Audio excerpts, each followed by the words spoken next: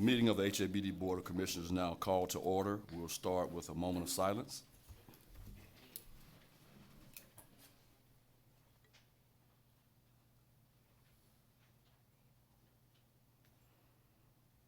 Amen. All right, roll call. Vice Chairman Todd. Present. Commissioner Jackson. Here. Commissioner Clark. Here.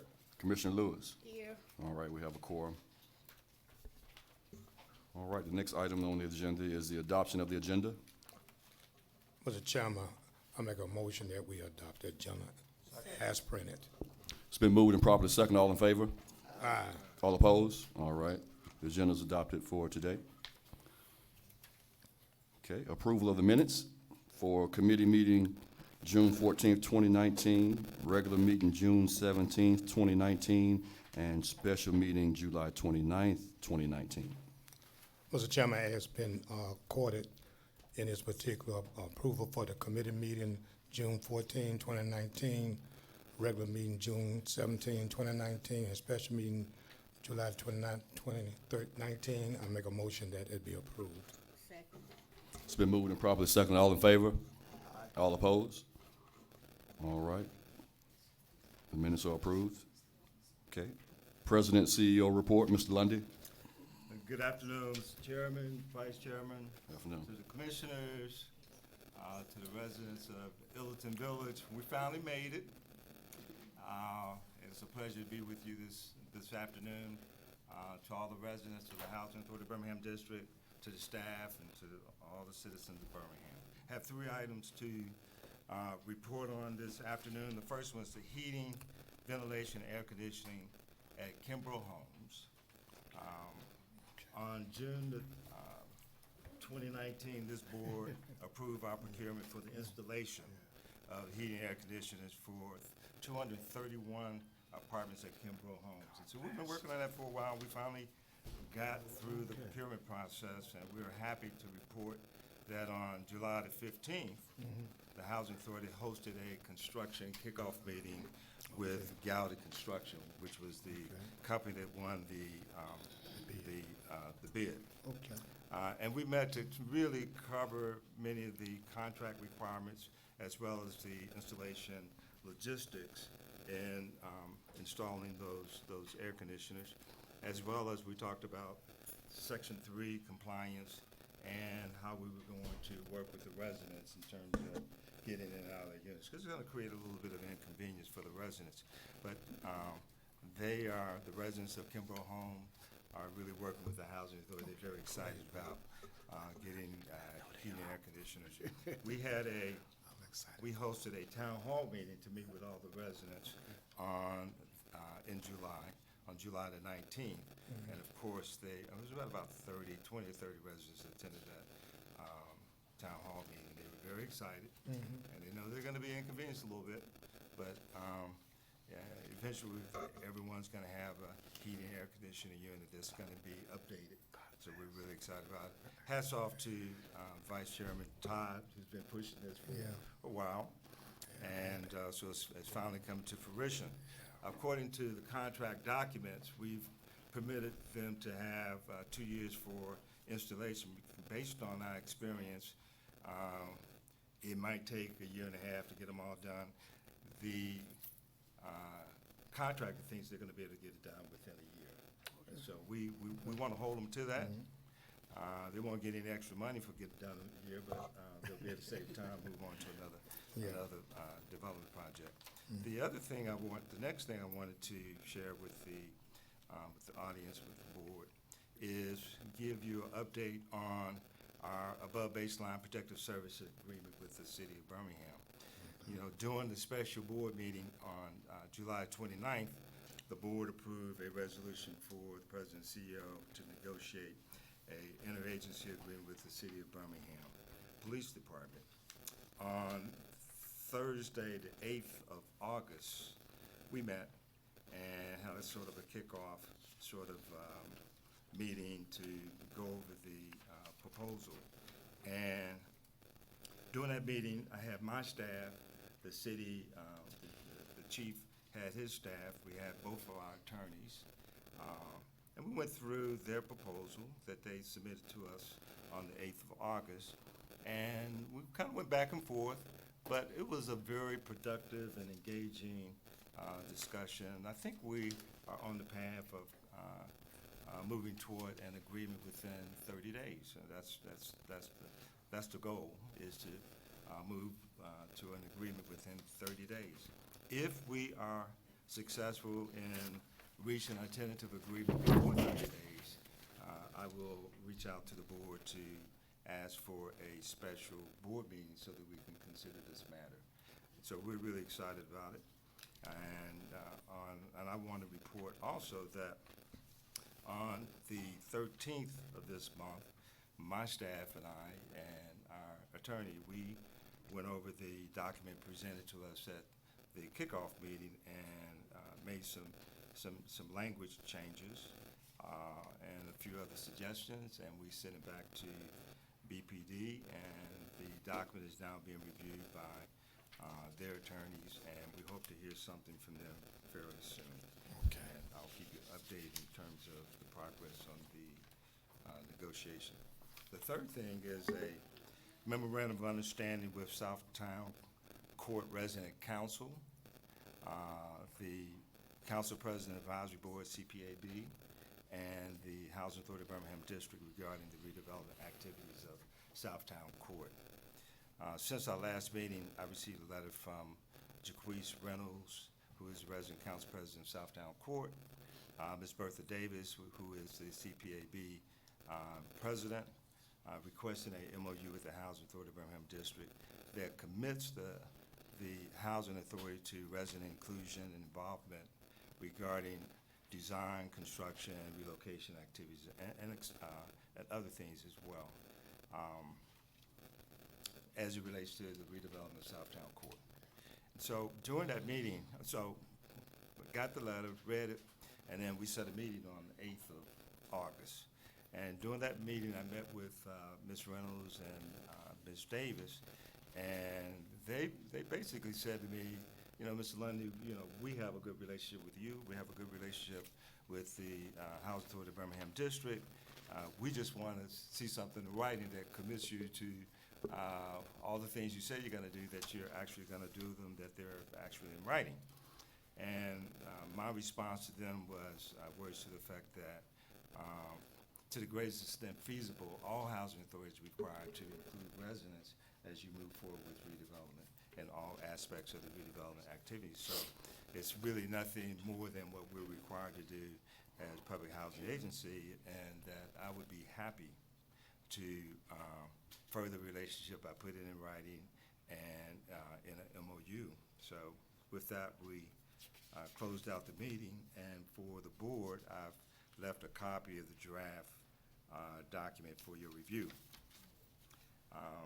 Once the residents sign, I will sign, and I will provide a copy to the board for your records.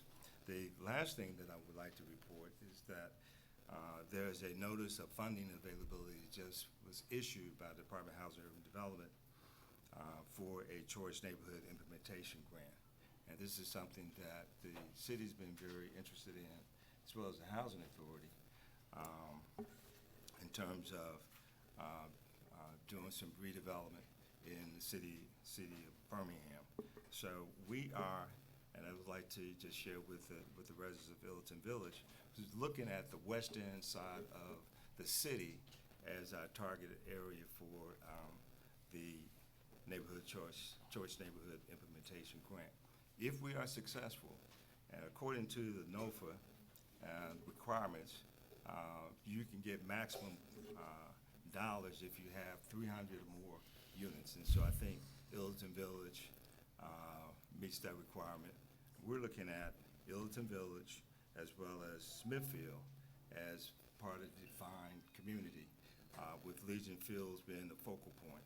And so we are moving assertively forward to try to meet that tight deadline, because we got to submit the application, a compelling argument and a competitive application by the 4th of November. And so we're really excited about it. But I wanted to announce it so that Illiton Village residents would would know that we are working to bring you some improved units and some of the units that have not had an opportunity for redevelopment. So there's a lot of things we've got to do in terms of steps in the process, and we got to get a lot of clearances and a lot of approvals and with the board, and it's going to be a heavy lift, but wanted to just share with you some of the things that we're doing. With that, that concludes my report. Thank you. All right, thank you, Mr. Lundy. Are there any comments or questions concerning the President CEO's report? Well, I would like to say definitely congratulations to the residents of Kimbrough Homes. I know this has been a long time coming, and again, Vice Chairman, thank you for championing the residents of Kimbrough Homes to make sure that they receive air conditioning. So that's definitely a welcome prize for the folks over there at Kimbrough Homes. But to thank you for what you're doing, leading that charge to make sure that we're providing AC for the folks at Kimbrough Homes. On the above baseline protective services contract, Mr. London, thank you for giving that report. And we're going to hold you to that 30-day timeline. I'm going to hold you to that 30-day timeline. If we don't get a contract done within 30 days, I'll be calling a special meeting, and we're going to find out what's going on with that process. So thank you for that report, giving us the update. But yeah, we will be holding to that 30-day timeline, and hopefully we can get it done within 30 days. And as far as the MOU with the CPAB, like I said, like you mentioned, I think that's something that goes without saying, but to be able to memorialize that and put that in writing says a lot about the relationship. So I hope we can continue to foster that relationship with the CPAB, not only with the Southtown Court development, but with all of our developments and all of what we're doing with our development. All right? Mr. Chairman, just a comment in terms of the 30-day timeline. We're doing everything we can to meet that timeline, but just wanted to make it clear that, you know, it's a process and it's two parties that we negotiate. We're going to do everything we can to make that timeline stick, to make it work. But it's an agreement that we're seeking between two parties. Right, and I understand that. And so let me re-clarify. If we don't get a deal done within 30 days, I'm gonna call a special meeting to find out where the problem is. So it may not be us, but I'm gonna find out where the problem is if we don't get a deal done in 30 days. Yeah, go ahead, Mr. Vice Chairman. Yeah, in response to both statements, what can happen in between time if the CEO recognizes that the seems like it's going to be overflowed, may I make a recommendation that he just make you aware of it before the end of the 30 days, so therefore we can go ahead and make whatever proper decision need to be made in regard to that. Very good, very good. Commissioner Jackson, yes. Is there a possibility that we can get an extension if we never know what's gonna happen? So I believe this may be one of the times we need to use a comma instead of a period. Well, yeah, so that you make a good point, Commissioner. I want to make sure that we are holding folks accountable. We've got, this is an emergency, in my opinion, to make sure that our residents are safe and that we have safety at all of our sites. So I'm making this priority. And, I'm amenable to discussing extensions, but I want to get this thing done. You know, I think we got a lot of bureaucracy going on here, and I'm not pointing fingers at whose fault it is. I'm just saying we need to get this deal done. And I know we got attorneys talking to attorneys, but let's see if we can get this deal hammered out. Whatever the sticking points are, let's find out what those sticking points are, and let's get it hammered out, and let's get on with the business of protecting our residents. That's all I'm saying. Yeah, and I can assure this board that I'm gonna keep you updated every step of the process, and so it's not going to be, you're not going to hear anything for 30 days. You got, as we go through this process, I'm going to keep everyone updated. Very good. That's all required. Very good. All right. Okay. All right. Any other comments concerning Mr. Lundy's report before we move on? Okay. All right. Old business. Yes, sir. Yeah. Vice Chairman Todd.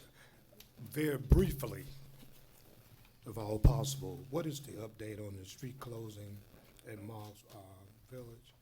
I know we've done it, but what is some of the things that might need to be changed, or how's it working out? As far as you know, Mr. CEO. Mr. Vice Chairman, to the board, as you know, we've closed a number of those streets. I think we have about maybe 7 streets that are open, and the ALDOT was gracious in allowing us to get those barriers. We've painted the barriers to kind of beautify them just a little bit, put primer on them, painted them. We have initiated an effort, community effort, to beautify those barriers so that they won't seem like an eyesore. We've been working with some other entities, and I think actually there's a department in the city of Birmingham who we've been working with to supply some shrubs to help beautify. So in terms of the beautification, we're doing that. The other thing that we're doing in terms of course, you know, enforcement is a piece that we'll continue to work on enforcement. In your packet today, you're going to have a couple items that will help to hopefully improve public safety across the board. The other thing that we're doing, we're looking at a major redevelopment of Marks Village that would, even though Marks Village was already slated for a major redevelopment, we are looking to, as is the term, the local terms, is flip it and put it at one of the top of the agenda as one of the sites that we really want to make it a priority to redevelop so that we can reduce the footprint and create some other housing opportunities for the good residents of Marks Village. And so those are the kinds of things that we're doing to try to improve the public safety, not only at Marks, but at some of our other sites. My second one, Mark Simpson, have we started the restoration process over there? And how well is that going with the painting and changing of the utility problem that we were having over there? Speaking of Morton Simpson. Yeah, Mark Simpson. Yeah, yes.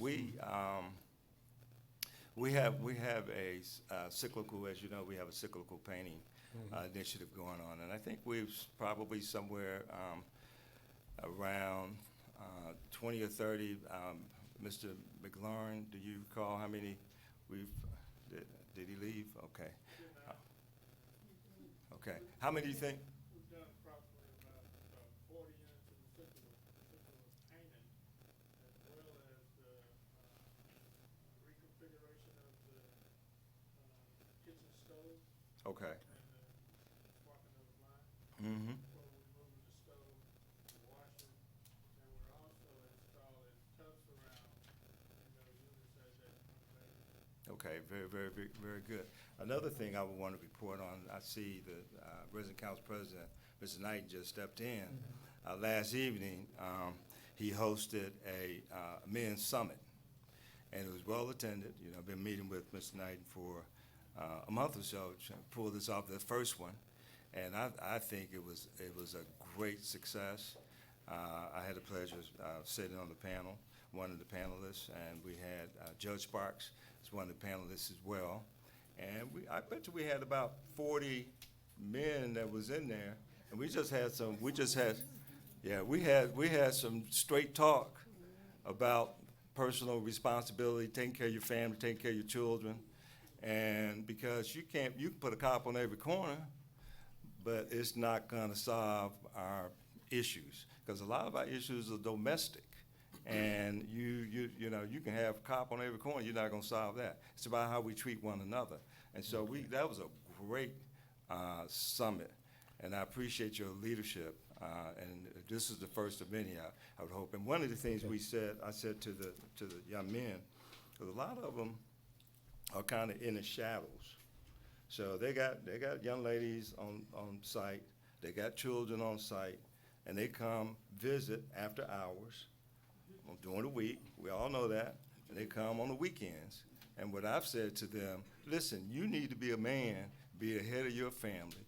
If you come see us, we'll try to get you on to the lease and make you legitimate, so your child can see what his dad is supposed to be as a man and the head of the family. So That was a great summit. And those are some of the things, we want to do more of those kinds of things in some of our public Mr. housing. Chairman, I got a third, we got a lot on the agenda today. And want to try to stay focused on where we are. So we can just stick to the subject of question that would be more appropriate to expedite time. All right. And the last one that I have is the third one, is that we know that the kids are back in school now. And I want to know what activities that we are providing for after school to help them continuously be in a safe environment, and whatever educational thing we are putting in place while they are in our community centers. Yeah, I don't know if I have, I may have somebody from community centers, maybe who can give you an update, but we have the traditional activities that we've had over time, and we continue to have those. We're trying to increase the number of activities, yes, sir. Okay. And the fourth one, I know the last time I thought I was three, but it's four. The communication that's supposed to went out to the minority business, how successful has that been, and about procurement process? Mr. Edwards is going to give a report later on. He's on that. He's still on that, and so maybe he can, would you be able to cover that, Mr. Edwards, during your report? All right. Okay, I'm sorry I missed that. Okay, we good. All right, very good. Any other old business? Old business? One thing I would like to do, I want to acknowledge BCIA. They were scheduled to be on the agenda today, and since we didn't have a meeting on last month, we have a full agenda today. So I don't know if Mike Bell is here. Okay, thank you for coming, Mike, and we're just going to push that to the next board meeting, to September's agenda for your report. Okay. All right. Okay, very good. Okay, very good. All right. I just want to acknowledge that we do acknowledge you, appreciate you coming, and we will have it on September's agenda for your report. Yes, sir. All right. All right. Public safety report by Sergeant Kerry Morgan, Jeffco Sheriff's Department. Yes, sir.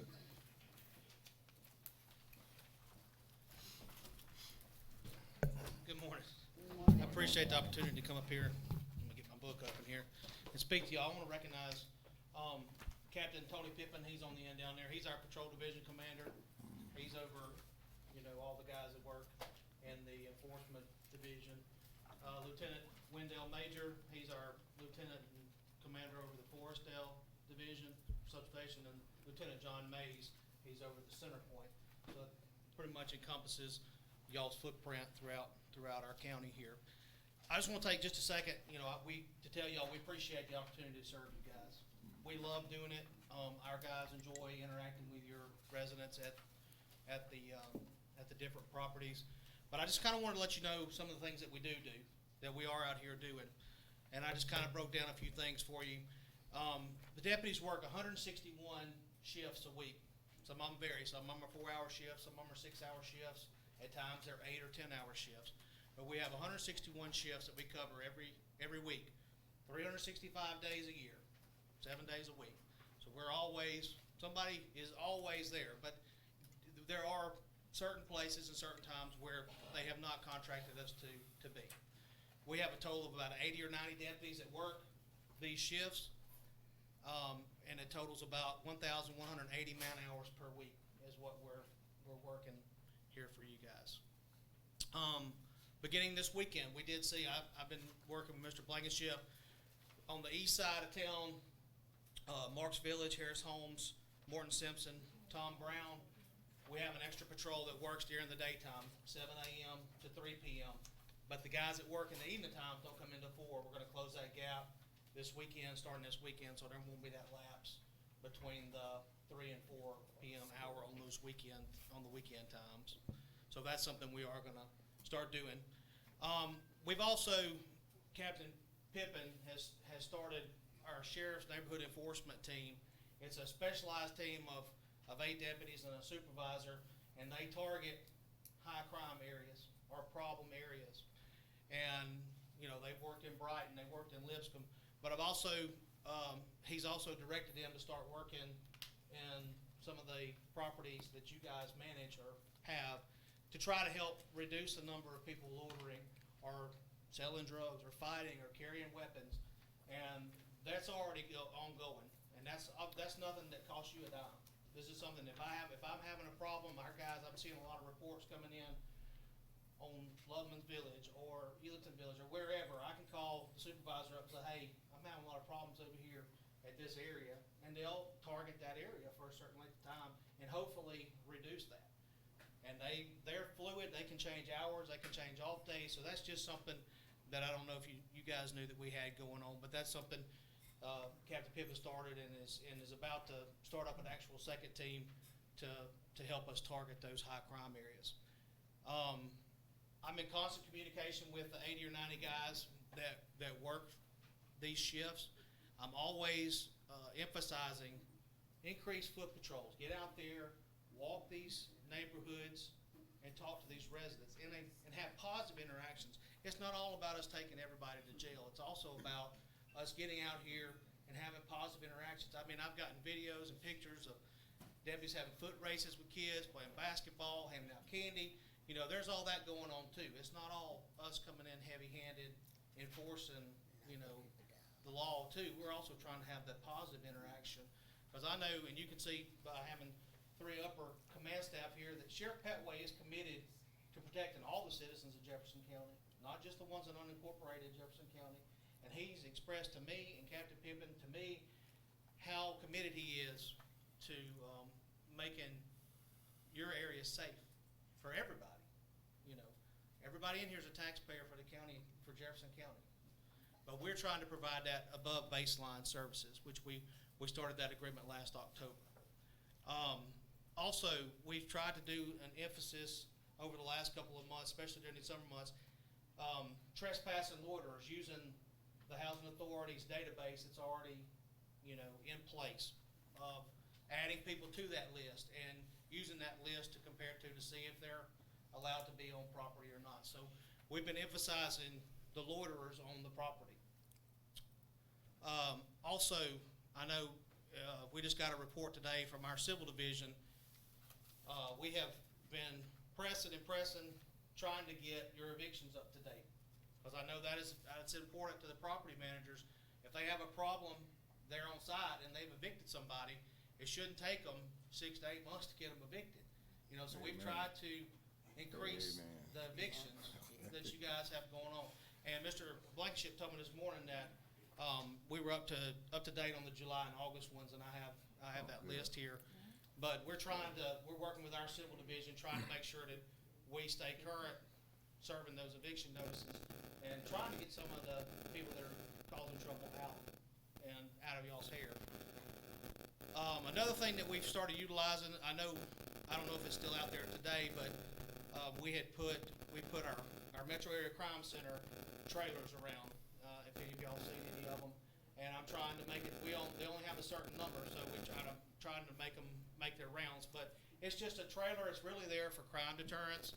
It has a big mast on it with blue lights, little blue lights flashing, so you see it.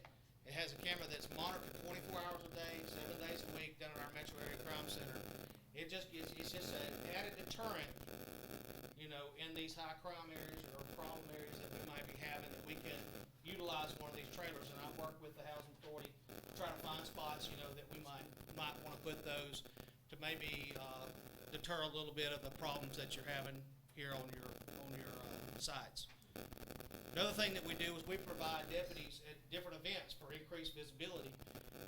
Dr. Carson's visit earlier this year, we had a heavy presence at the car show, the Back to School Bash that y'all sponsored, and also there's an upcoming 5K run.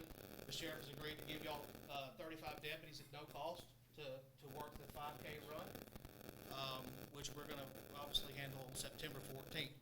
Another problem that myself and Captain Pippen noticed was that sometimes our reports we'll take reports on site, and at first they were getting lost between the detectives at Birmingham PD and our department. So Captain Pippen's worked it out with our criminal division captain that we take the report, our detectives are gonna run with that case and do what they can with it, instead of it bouncing back and forth between the two agencies.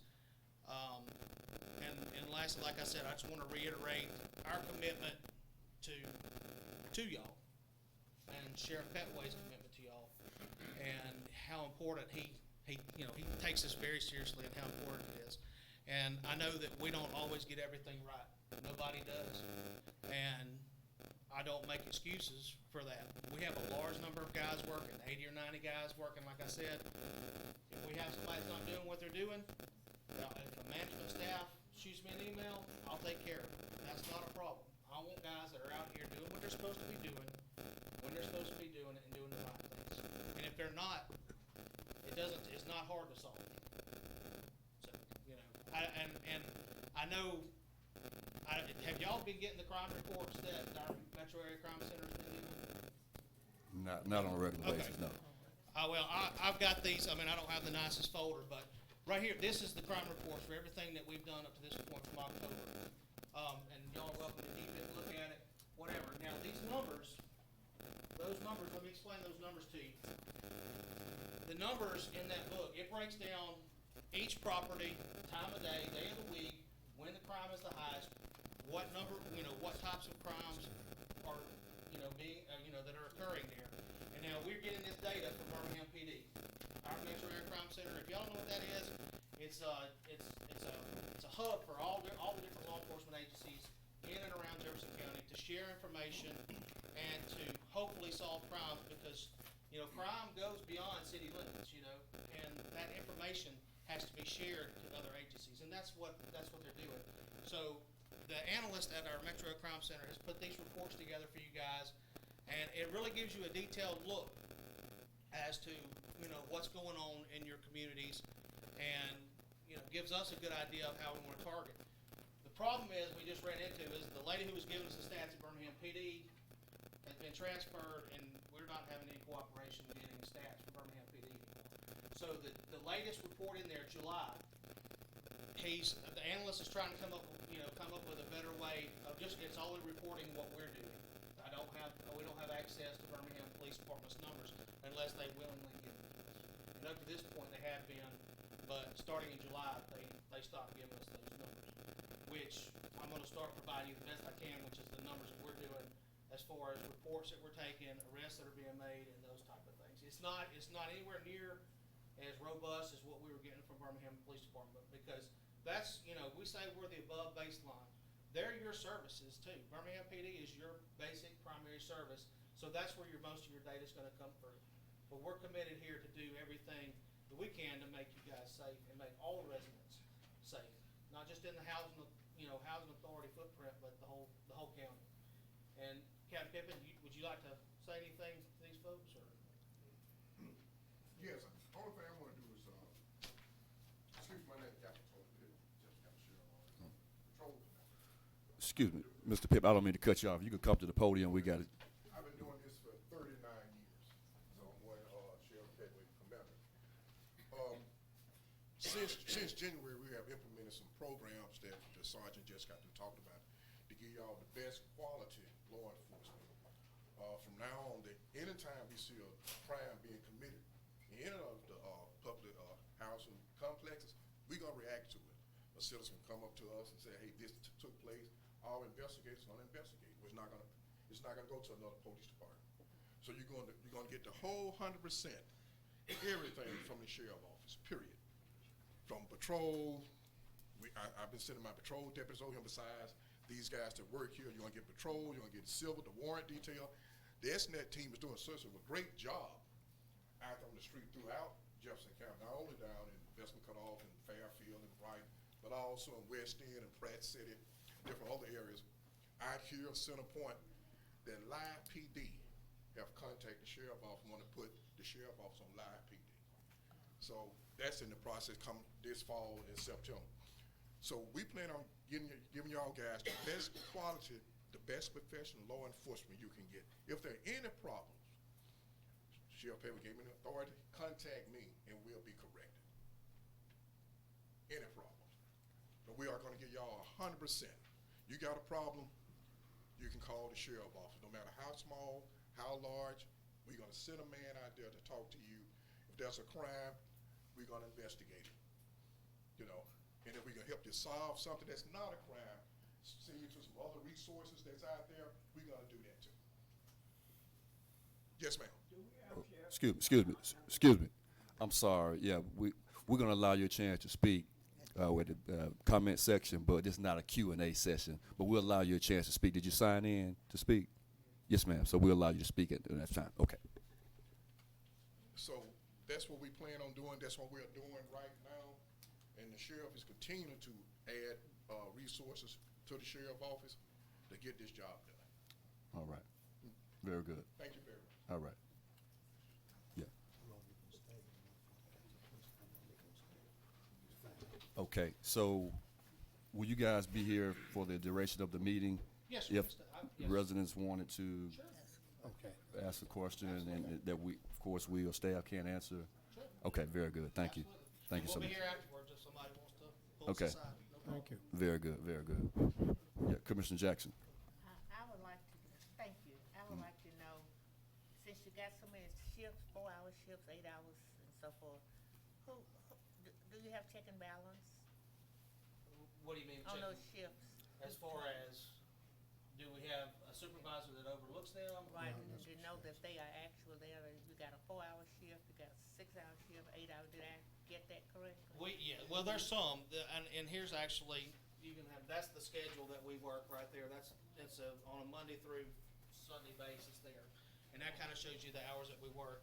Some of the properties, the way it's set up is, most of them have two that they share, like Marks Village and Harris Homes. They share two deputies that work together in the evening time. Tom Brown, Morton Simpson, North Birmingham, Collegeville, Ealerton Village and Smithfield. And there's one that actually share four, Cooper Green, Ben Green, Kimbrough, and Roosevelt City. And that's the schedule that we worked out with the Housing Authority. This isn't something that we just randomly came up with. This is what they requested from us. But to answer your question, and this is something that I was going to talk to Mr. Blankenship about in the near future. I was hoping he'd be here today, but we haven't ever budgeted any hours in for supervision, for a supervisor to be out there. What I'm going to do in the interim is I'm going to pick supervisors that are actually working and have them supervise. But there's always, we do, Corporal Danny Barrett, he does all our scheduling for us. He does everything he possibly can to fill all 161 shifts a week. Unfortunately, sometimes we fall short, and sometimes one of them might only have one deputy that day. And unfortunately, some days, like if it's a high vacation period or holiday, we might have a shift that's not covered at all. But we do everything we can. I would say at least 98% of the spots are filled on a weekly basis. We might have one or two that don't go filled, like one of these gate positions at night.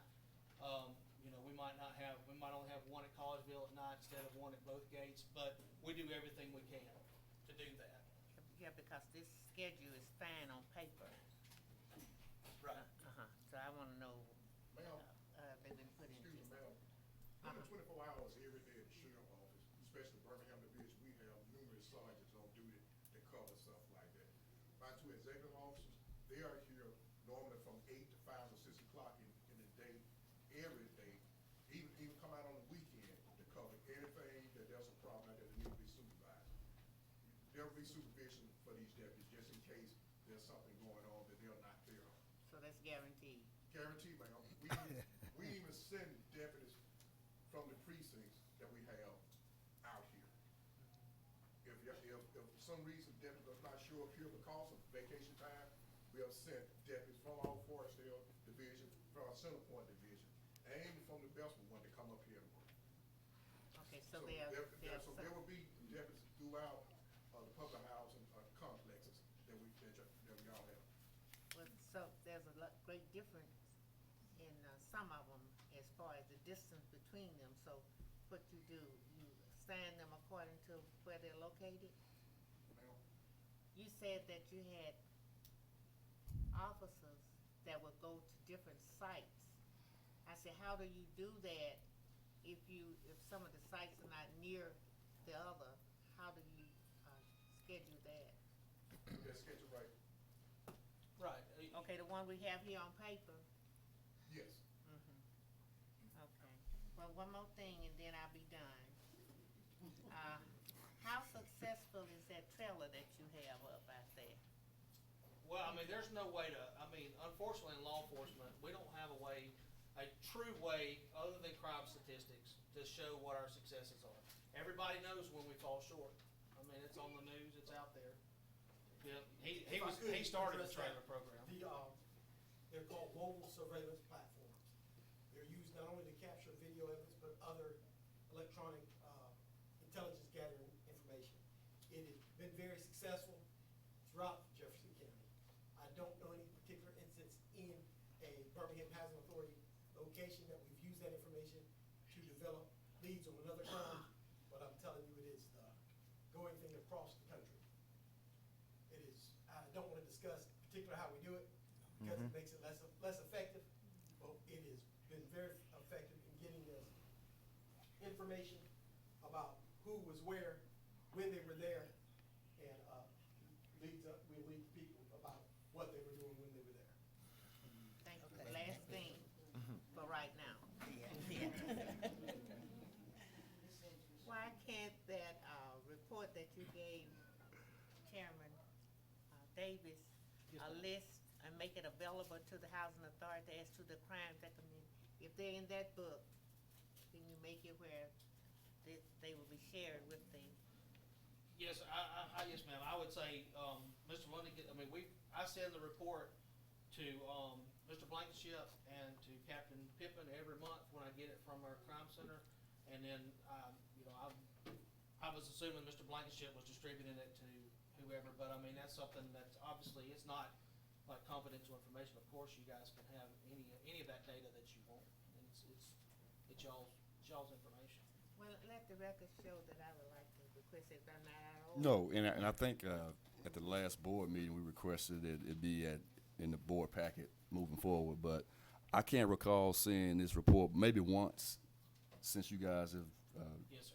taken on the authority of doing the protective services. So I remember seeing it at one board meeting, but You It's guys in the wanna give me package, an in the email packet address today. that I can send it to the board, and then y'all distribute it amongst yourself, that's fine too. I mean, I'll get it to you guys however the best way to get it to you for guys. all of us. Okay, this is the report here for all the months since you guys have. The one in the book is, that, the book No, I'm talking is- about this right here. I'm not really sure what you got. You said it's in the packet. It should be right This here. must be for this, the most That's, recent one. June. Most Well, I'm recent. talking about, 2019. no, I'm talking about since you guys, have taken the authority to do the protective services. I'm talking about all those reports. They're all right there in the book. Right. Okay, very good. So that's what we need copies of. Yeah. And there's okay. also, we haven't done it because it hasn't come due yet, but there's also a 6-month summary from September through, I can't remember, whatever month, 6 months is after September. And it kind of shows you the crime trends for the different properties as well. And then that's coming due too. And we'll, at the end of that 12-month period or second 6-month period, I'll have them create another 6-month report for you guys to look at. Right, and I think Commissioner Jackson, correct me if I'm wrong, if anybody on this dais can correct me, but I think when you guys originally took over, we said that we wanted a report at the board meetings. We wanted the staff or the sheriff's department to provide a report for the board on a monthly basis. And I think that's what occurred, but I guess that didn't take place, but I want to say that was requested of this board to get a monthly report from staff concerning the crime report. Yeah, that's no problem. Like I said, these aren't actually monthly. We're making that report. The first couple of months it wasn't, but then they started requesting it every 2 weeks. So those are actually bi-weekly reports in there. So you'll have 2 for December, January, Yeah. February. But that's fine. You provided the report to the staff, right? Yes, sir. Okay, that's all. Okay, Yes, sir. all right. Okay, Every month, all as right. soon as I get them, I'll Okay, send them to you guys. all right. Or send Okay, them to Mr. Blankenship. all right. Very good. Any other questions concerning? One thing I would like to discuss. I know that the sheriff's department had a representative that was meeting with the CPAB on a regular basis. I don't think that's still occurring. But if it's not, I would like to see if we could continue doing that, or do that again, meeting with the CPAB, because that's our resident leadership, and so these are the folks that are on the ground that live in these communities. We And got invited to, I think, the first 3, and then and I haven't received any other communication on that. Okay, so you are based on invitation once you Right, invited in, basically, okay, I mean, okay. they would shoot me an email, and if either I or Corporal Barrett or a representative would be there. A supervisor would be there to do that, but I ain't got any other invitations. The only Okay. invitation I got is I got invited to your guys' meeting in June, and I was out of town on vacation, and that one was unfortunate. I could not be here for that, but, I mean, we're more than happy to be present at your board meetings or at the resident board meetings. You know, that's not an issue at all. Okay, all right, very good. One last thing before we move on. One of the things that was brought to my attention, I met with some residents over in Marks Village. I think that was last week or the week before. And one of their concerns is that they say that they see a police presence, sheriff's presence in the daytime every day. That's not an issue. The issues that they see is at nighttime. They're telling me that they don't see you guys at night. And In so, the evening or overnight? at night. Like overnight? Well, I don't know about overnight, We're but, there till 10 o'clock, Monday through Thursday at midnight, okay, Friday, Saturday, Sunday. okay, They are split between two, but I've instructed all those guys that work Marks Village and Harris Homes to concentrate their efforts in Marks Village, you know, for now, because that seems to be one of our hotter spots, I guess you could say, right. on our map. But, Yeah. Well, okay, that's good. That just brought that to my attention, and I want to make sure that I bring it to you Right. guys' attention. They're saying that they don't see any police presence at night, and they're afraid. And you said And after 12, sir? After 12 at night? she didn't. They basically said at night, so I don't know if that means in the middle of the night or at 8 o'clock. And so, but that's good, helpful information. You saying that you guys patrol up until 10 o'clock? Right. Okay, so after 10, then there's no sheriff patrol. Except Okay, on the weekends, you said. Except for the weekends, Except for Friday, Saturday, Sunday, we're Then there you- till midnight. yeah, the midnight on the weekend. Based on the hours that That you guys gave us. Okay, okay, all right. Another thing is concerning the trespassing and the loitering. When I go to Marks Village, and it never fails. Every time I go to Marks Village, if you turn right there by Joppa, the next street that you turn onto, there's always a lot of loitering in that little open lot area. It never fails. Every time I go there, it's always a lot of folks hanging out. Now I'm not saying they could just be, hanging out with the buddies or what have you, Right. talking. Maybe they're off work that day and just hanging out and enjoying themselves. But it just seems to me that every time I go by there, it's always congregation in that one area. And talking to the guys that work out there, that first couple of rows there off of, I'm not familiar with that road that runs right in front of it. Is it Georgia Road? Georgia Road, yeah. Right, those front couple of rows there is where they have the bulk of their problem. That's where the bulk of our arrests are made in Marks Village. And, I'll absolutely tell the guys today that, we'll send out messages to them, say, hey, y'all need to focus more on that loitering. Because, I'll tell you, we're here to, Corporal Barrett. On loitering and part of that where you're talking about, I know some of our guys have spoken to a lot of those, and 99% of those are residents, and I know that they are getting with some of the people at Marks Village trying to get them to trespass a few more that they called over there to try to get them out of there, so they are working on what you're talking about. Okay, very good. Off of Joppa. Very good. We just talked to them, matter of fact, 3 days ago. Okay. So they are working on that, and I know they're with management over there trying to get some of that worked out.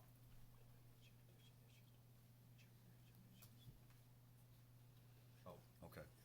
All right. Thank you, sir. One of the things that was brought to our attention, I appreciate you guys bringing this to us, but as far as a jurisdiction, we're being told in some cases, as far as maybe some ordinances, city ordinances, that you guys can't enforce some of those ordinances. well, that's correct. We don't enforce city ordinances, we enforce state law. Okay. So, over 90% of state law mimics city ordinance when it comes to misdemeanor. Give me an example of what you're talking about, sir. The ordinance that they say we any city ordinance. I don't know, you know. Monitoring, that's a state ordinance. No, that's a Okay, state law. okay.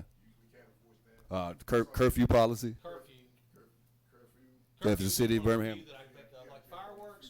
The city of Birmingham has an ordinance against fireworks, but there's also a state law that says you can't shoot fireworks within 500 feet of a See structure. what I'm saying? So most of them mimic each other, stuff Okay. like that. If there's a loitering problem, the most time we tell them to leave, then they turn it into another type of crime if they do not leave. But of course, when it comes to children and stuff like that, you can do a welfare check and get that child, take him. Hey, do you know your child? I got him right here. So these things can be dealt with, sir. It's not that we can't enforce these laws. We can deal with this stuff. Majority of the time, the state law covers a lot of that. Okay, very good, very good. All right. Anything else you want to add? I mean, Sergeant Moore? like I said, I'll definitely be here after the meeting. Okay, if you very have any good. questions or during the meeting, so, if y'all think of anything or want to pull me aside, that's great. Okay. Like I said, we just appreciate the opportunity to do it, and, we're gonna give you the best that we can possibly do. The one thing I do wanna point out is, I do hear complaints, time to time, and this is something I guess be better for the resident board meeting, the CPAC, is it CPAB, yeah. CPAB, is that, we have a number, and people I get emails from residents and managers, but we also have our main number that people can call if they need a deputy sheriff to come to their house. And the dispatch office has a copy of our schedule. They know the deputies that are out here working. All they have to do is just get them and send them over there. That's not a problem, but the biggest thing I hear is sometimes we get complaints, and it's, the more specific the complaint, like if I just know the date and time, I know who's working there, and I can deal with that. So if you get complaints, if somebody calls you, say, okay, well, what was the date and time of that? And then that way, when it gets to me, it will be easy for me to find out what the problem was or who the problem was, and deal with that problem accordingly. As far as that individual person who might not be where they're supposed to be, or might not be getting out of his car enough and walking around, or whatever. Those are things that can be easily dealt with, but I just need to know that specific time frame so I can pinpoint who it was. All right, very good, very good. All right, All right, thank you. all right. Thank you, Sergeant. All right, Financial Services, Mr. London. Mr. Chairman, Vice Chairman, Commissioners, we have before you 4 items for your consideration. We have one report. Ms. Abington, my Chief Financial Officer, will make the presentation. Ms. Abington? Good afternoon. Good afternoon. Good Good afternoon. afternoon.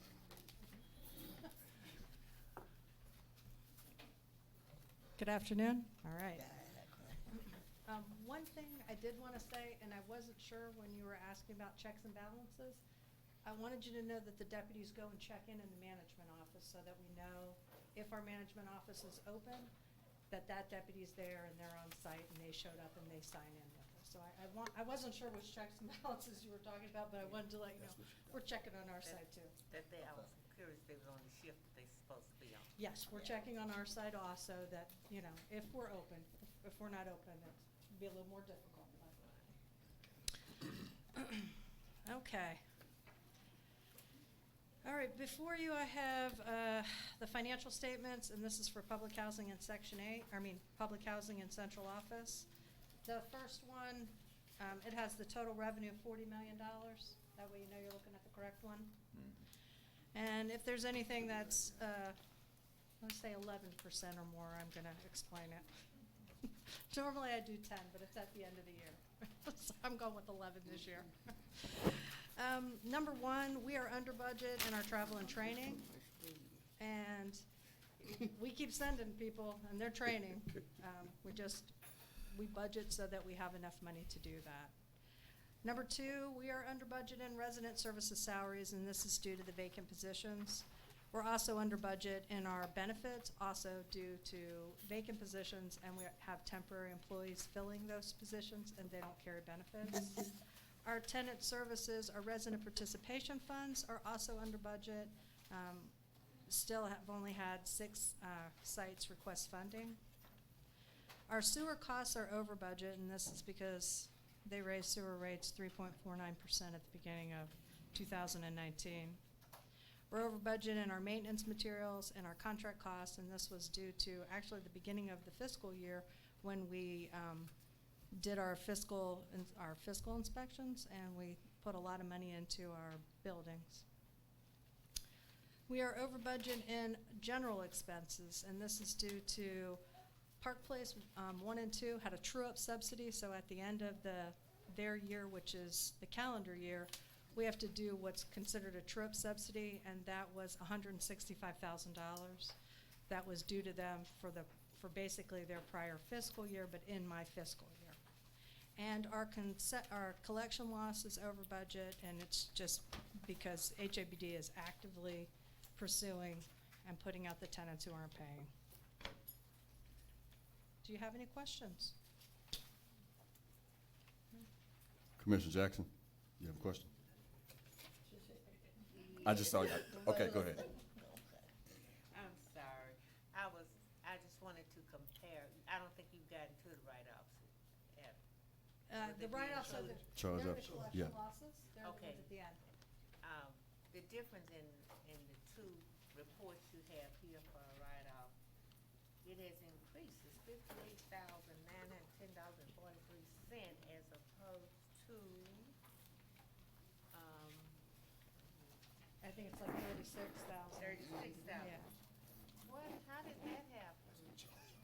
Well, one of them is for the month of June, and the other's for the month of July. So, our fiscal year end is June. So in the month of June, it's one of the few times during the year that we will willingly go into a repayment agreement with a tenant.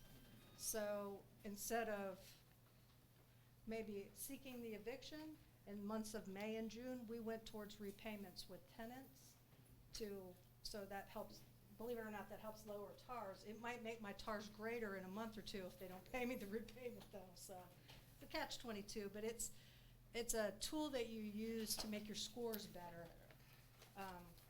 Because HUD only cares on the last day of the year, on June 30th, what are my TARs? That's the only day they care.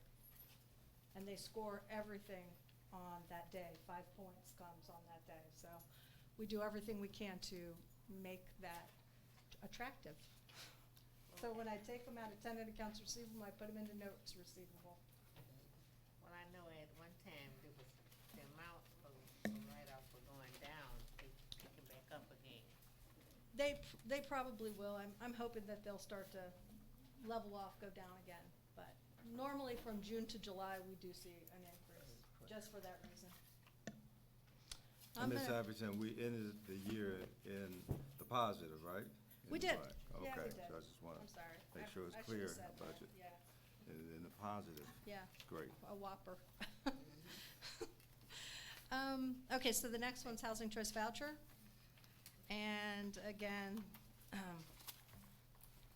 there's a couple of differences. So they're actually, none of them are different from the last quarter of last time I came. But number one is fraud income's under budget, and I know that they're doing training so that they can understand what fraud is and how that works as revenue for the agency. Number two, other income is under budget, and HABD did what we call absorbed all the portables. So in the prior year, we had portables, and we collected the admin fee of other housing authorities. This year, so that our lease numbers could increase, we absorbed those. Our insurance was over budget. We charged Section 8 with the property insurance for the McCoy building. Administrative expense others over budget, and this is due to two things. The background check. So we used to use the city's police department to do our background checks, and we've had to go out and have that service done by someone else. In addition to the background checks, which added a charge that we did not have, we also increased our leasing by 370 during the fiscal year. So if you looked at July 1 of 18 to July of 19, our total numbers went up 370, which it's actually very huge. Because to get 370, she might have had to go through 1,500, which is why the background checks are are over budget. Our gas was over budget with the winter, but it's very slightly over budget.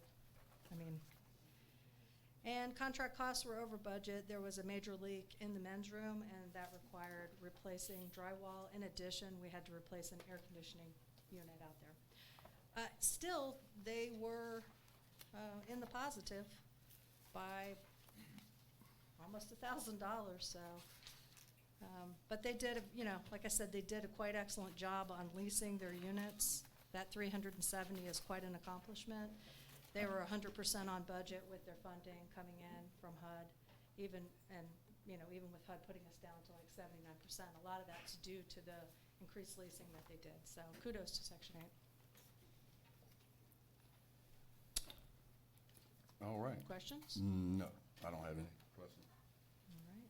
You ready for the write-offs? Yeah, and we've already kind of discussed that, so we can just entertain a motion. Okay. My colleague so eloquently stated her concerns as far as the charge-offs. Mr. Chairman, I make a Yeah. motion that we approve the charge office for the period ending June 30, 2019, and the period ending July 31st, 2019. All right, it's been moved and properly second. All in favor? Aye. All opposed? All right. Those two items are approved. All right, and thank you, Commissioners. The only thing I did want to point out, and just kudos to my department, basically, but so far this year, we've collected almost $36,000 through the MIS system. So every time I come up here and I thank you, I truly mean it, thank you. That is fantastic for the Housing Authority. And I did want to point out that I had 2 retro rents in there. So of all of my TARs, and I know they were a little sizable, about $10,000 of it, almost $11,000 was just retro rent, which means the tenant committed fraud to the agency and we had to add income. Okay. So it should reduce it, whether they are not, whether you take it off the late fee. Once the late fees are done, but once everybody who's had a late fee finally is evicted or actually leaves, we won't have the late fee any longer. So that'll be,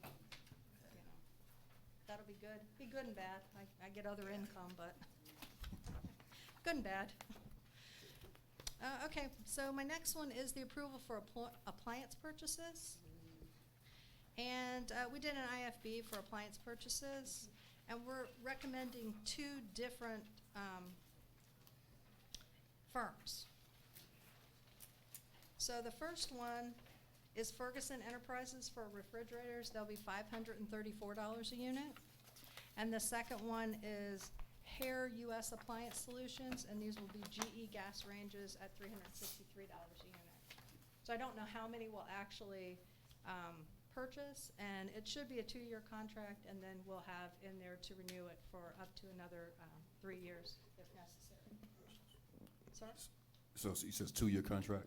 Should be a 2-year contract, yeah. Should be? I don't think it's a 3-year, but I hadn't seen the contract yet. Normally, we go 2 years, and then we stay with the option to renew. When I read the RF or the IFB, I normally specify 2 years, so I'm gonna say 2. Okay. Question. Yeah. Is this gonna be just earmarked for a particular area or just for all of residents? It's for whenever we go out and replace a refrigerator or a range, so that we standardize what we're buying, easier to repair. Only reason I asked that question, I was thinking about more than Simpson. I was thinking maybe it was part of the process. So apparently, it's gonna be included some kind of way, I guess. Well, they'll come in through force account, and Yeah. so the materials that we purchase will use this contract, but we'll be able to, if we needed to do 100, we could do 100. If we needed to do 1,000, we could do 1,000. If we need to do 10, we can do 10. Okay, thank you. Any other questions? All right, if I can entertain a motion. Mr. Chairman, I make a motion that we approve the award for appliance purchase for various housing communities. All right. All right, been moved and properly second. All in favor? Aye. All opposed? All right, that item's approved. Thank you, Commissioners. All right, next item. The next one's the approval for solid waste removal services. So the Housing Authority has a pilot calculation that takes place with the city, So the only thing we actually pay for is actually to have our trash picked up. We do not pay to put it in the landfills. So this is basically just to pick up our trash. I'll just give you a general idea. For all of the housing authority, it might be $300,000 in the entire year. It is broken down into increments of each garbage that they go in and collect, if they're spraying, et cetera. But we're recommending Republic Services at $8.18 per Ms. Adams, unit. I'm sorry, Ms. I'm Adams. sorry? Excuse me. Can we have order? Order, okay, all right. Go ahead. Okay, so it's $8.18 per unit service, meaning the big dumpster that they pick up. $10 if we have unscheduled pickups, we call them out to pick up. $45 for transporting replacement containers, and $10 a month for the services at Roosevelt City.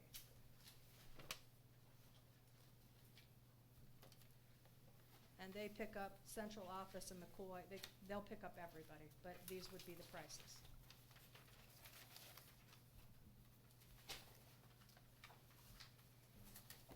So this was just one bid? It was, well, two responded to it, but yes, it was one bid. Okay. And I see where you sent this IFB out to 25 firms or individuals, 6 businesses, organizations. Through the procurement policy, there are certain organizations that are stated on that policy that that we are supposed to send that invitation to. Did that invitation go to those entities that are on the part of the procurement policy? I believe there's a list attached that'll tell you the 25 firms that it went to. Is Okay. it not attached here? I'm asking a question. I might be here, but I just want to get the correct answer. I can tell you that the 25 that it was listed. Mr. Carl Edwards Mhm. probably could respond to that since he initiated. Good afternoon, Commissioners. Evan? The list that we have that was attached to the ones we sent out, they were sent out, the copies, the ones that we have in the policy. Only thing that transpired with that was a bad address. So we've corrected that and made all the corrections that needed to be made. So now we're back on the same page with the address that's incorrect. That's part of the policy. Mr. Edwards, did you have any conversation with the entity? Yes, to, I did. Communicate? And Have some the individual that's on the communication? policy is the BCIA, and based on that, I had a conversation with Mr. Bell, and we had a communication issue, so that communication between him and I had been corrected, and we should be on the same page. Okay, all right, yeah, because I'm being told that they're not getting the correct information, or they're not getting it in a timely manner.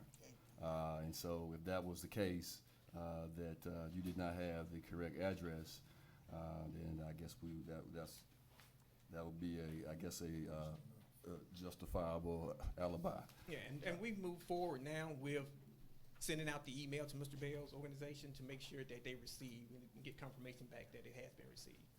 Okay, well, we're gonna roll with that this time, but in my opinion, the contract, you're not in compliance of the contract, whether it's by omission or just a mistake. You still did not comply with the policy that we put in place, and so hopefully, like I said, we're back on track here and we can move forward.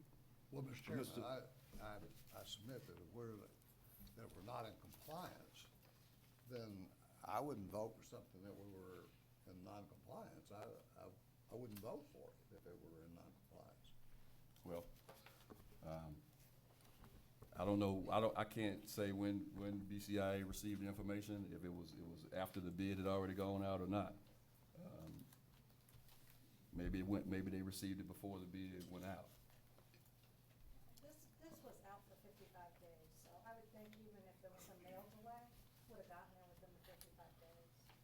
And Mr. Well, but that's not the point. The point is that we have a policy in place that we are to go through these entities to make sure that we're getting, and the reason behind this policy is because we have businesses, in particular small businesses, that are not bidding on these services. And so we're trying to increase our outreach. That's the whole reason behind this policy, is to increase our outreach and to get more minority businesses to participate in some of these contracts. And so that's the reason behind it. That's why we're doing this. We're not doing this just as a cursory exercise, just to say we sent it out to somebody.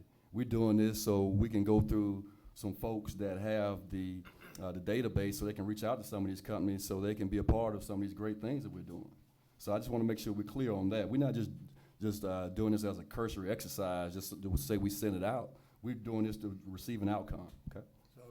So I know, again, I want to be clear then. So you sent it out to 25 firms. Yes. Yes. You got for 55 days, We set it on our website for 55 days, correct? 25 firms, 55 days, and you got 2 responses.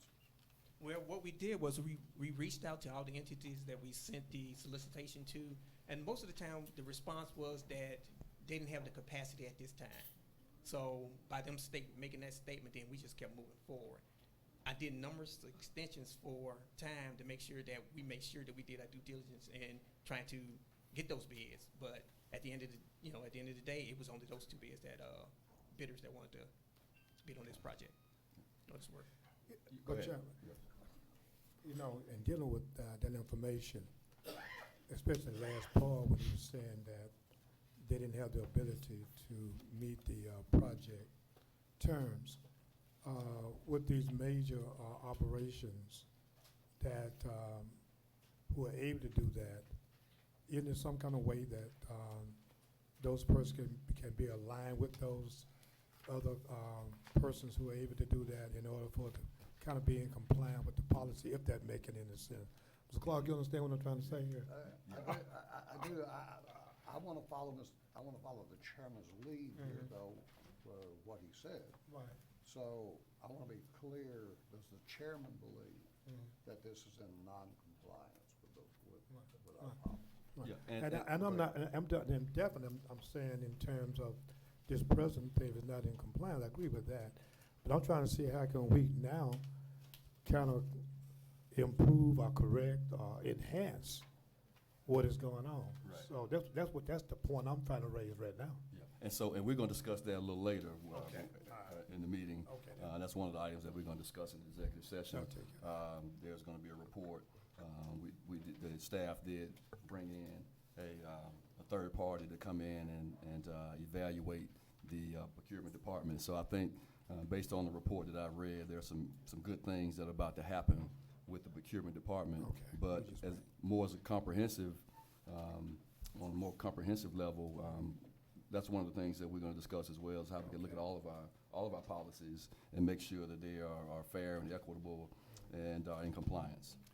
Mr. Chairman, Yes, sir. and, Commissioners, Vice Chairman, anytime you get any reports from the community, from potential subcontractors or suppliers, that the Housing Authority is not being forthcoming with providing information, I want to know about it ahead of time, so that as soon as you receive that information, so we can do something about it, so that we can have it rectified before we get to a board meeting. But I need to have that information. If I don't have that information, then I can't ensure that all the things that we have in terms of policies and procedures are being utilized and implemented. And that was my point. Yeah. All right. Go ahead. I still need clarity from the Yeah. chairman whether or not this is in compliance or not. Well, by the information that I have here, I don't think it was in compliance, in my opinion. It was not in policy compliance, because, I tell you what, we can ask this question here. We do have DCIA here, and so Mr. Bill, I don't want to put you here in the middle of this, but I guess the point is that for this award of solid waste removal services, on that IFB, did you receive a copy of that IFB before the bid closed? Mr. Chairman, I would hate to answer without Okay. confirming that, right, and I don't have the information. Okay, very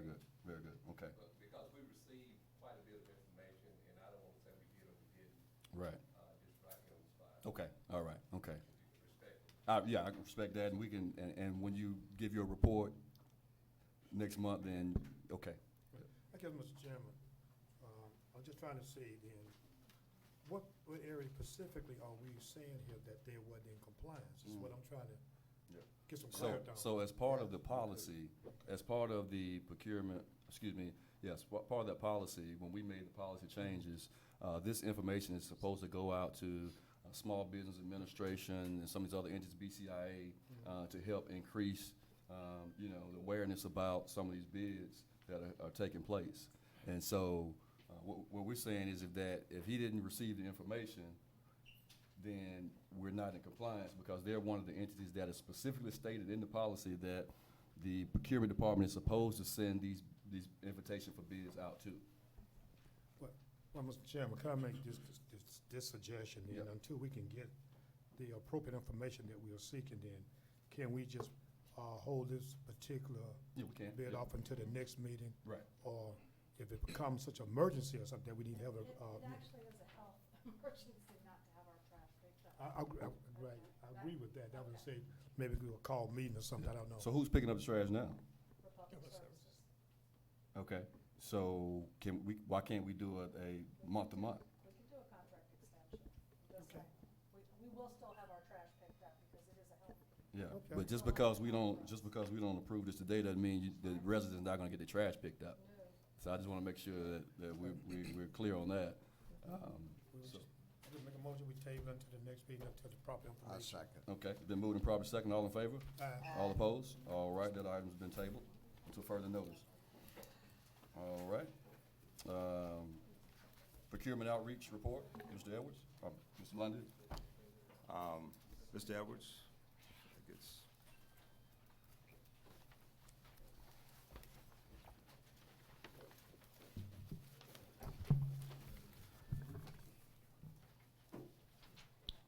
Good afternoon again, Commissioners. Good afternoon.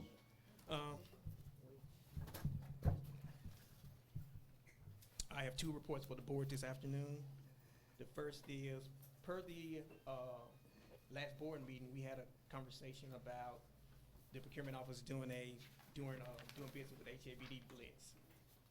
We performed that Blitz on June 8th and 9th. And during that two-day workshop, we had 33 companies that participated in the event. Each was given an hour session to kind of go over their business plans, what they're trying to accomplish, and basically how to do, we were informing them of how to do business with HABD. We did this in conjunction with the procurement office leading and the real estate development office assisting us in this matter. And actually, the purpose of the event was to create an avenue for the vendors to have one-on-one sessions with procurement staff to learn how the process goes and learn what the requirements are. Also, they had a chance to learn about Section 3 and gain insight on how a construction process goes.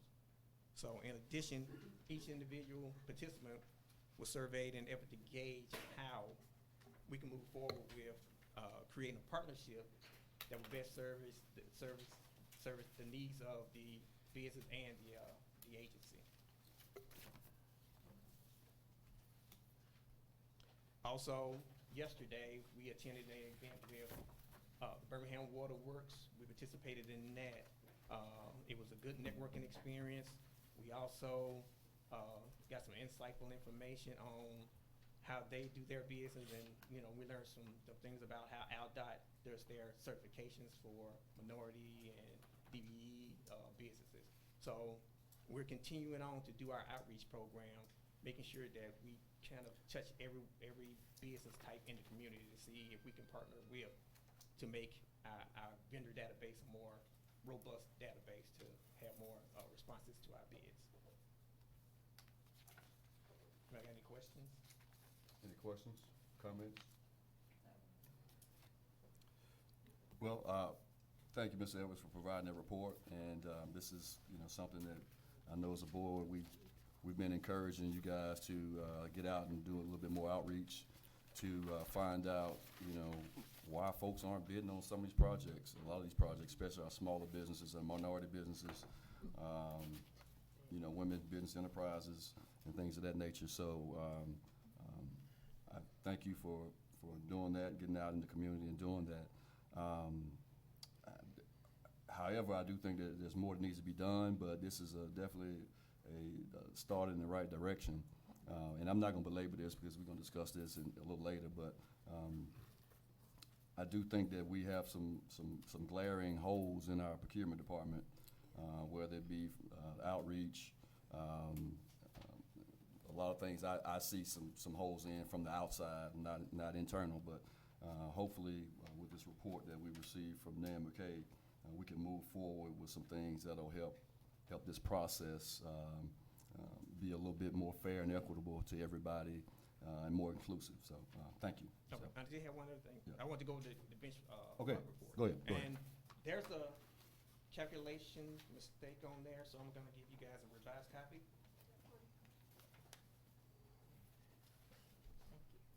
And I'm going to make it quick.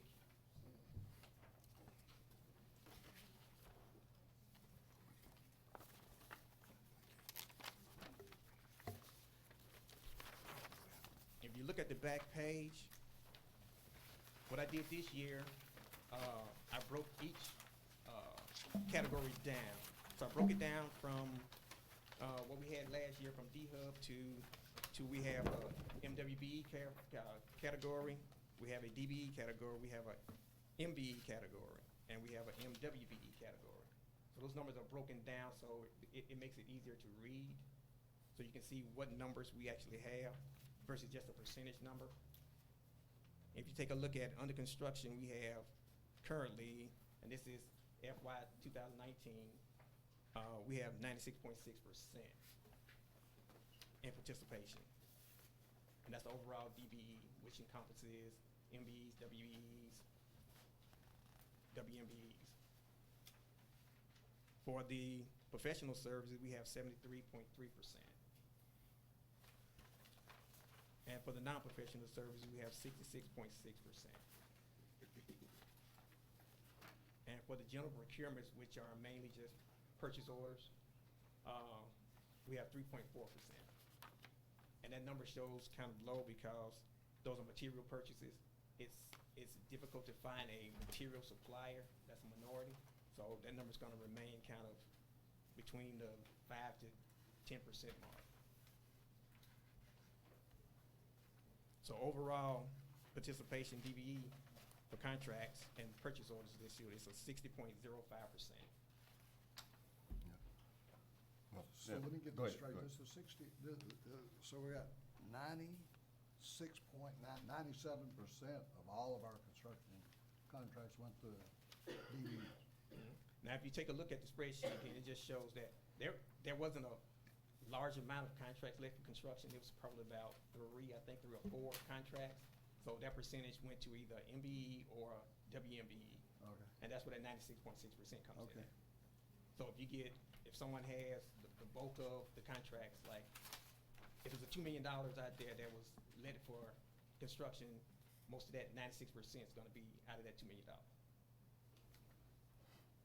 Right, yeah, so and that's for 2019, correct? That's for 2019. Yeah, so, yeah, and so, thank you for providing that, Ms. Edwards.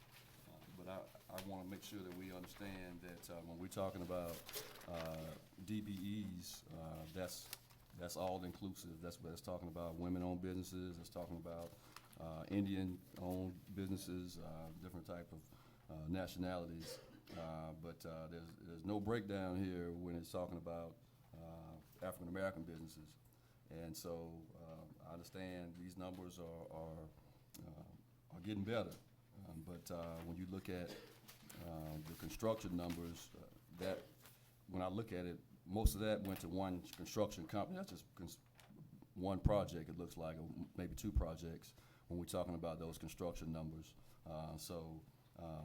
We still got a whole lot of work to do, especially in the area of our smaller African-American businesses. If you look at this sheet, you'll see a lot of the same names over and over. Same names.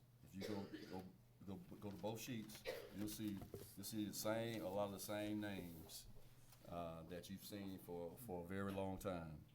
And the majority of these businesses, especially when it comes to professional services and things of that nature, they are not African-American businesses.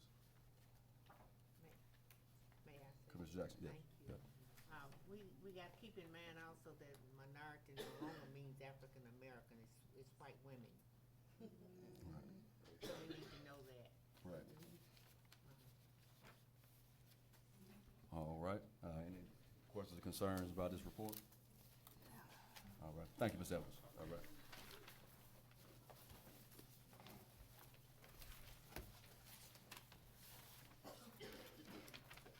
All right. Assisted Housing, Section 8. Yes, Mr. Chairman, Vice Chairman, Commissioners, we have one item before you from Assisted Housing today, and I have my Vice President of Assisted Housing, Ms. Kanji Drake. Ms. Drake? Good afternoon. Good afternoon. Today, I would like to request board action approval for the submission of the Section 8 Management Assessment Program, which is also known as the CMAP audit. CMAP is a requirement for all Section 8 programs and must be submitted no later than 60 days of the PHA's fiscal year end. Our fiscal year end was June 30th, and this must be submitted no later than August 30th. We are certifying this year to a score of 135 out of 135, which is 100% high performer. Please note that no. Fantastic. Perfection. Please note that no staff members of the Assisted Housing Department took place in the selection of the universe or auditing of the files and/or documents. I've provided a comparative view of scoring in your board packet from 2018 to this year, 2019, which will help in reviewing the differences in each category. If you take a look at your comparative viewing sheet that I prepared, you will see the differences. Indicator number 3, which is determination of adjusted income. Last year, we scored 15 out of 20. We were successful in getting all of those points this year, 20 out of 20. And also indicator number 13, which was Lisa. Last year, we got 15 out of 20. This year, we got 20 out of 20. So in the section of our budget, when Ms. Abington was discussing that we increased our leasing almost 400 residents or more from this past fiscal year, that doesn't include the ones that left the program through attrition, because all the families that left through attrition, we had to cover those, plus we added additional 370 to our program. So there was a budget increase due to mailing and things like that, increased copies and supplies, but it came over at the end in a positive relation. Yeah, that's fantastic. Please let me know if you have any questions that need to be answered to approve the CMAP certification. Ms. Kanji, Go ahead. Thank you. I just wanted to let you know that I ask a lot of questions, but I don't ever have to ask you any. Yes, ma'am. Yes, ma'am. Mr. Lundy. Ms. Drake, do you have any comments regarding the bonus points for deconcentration?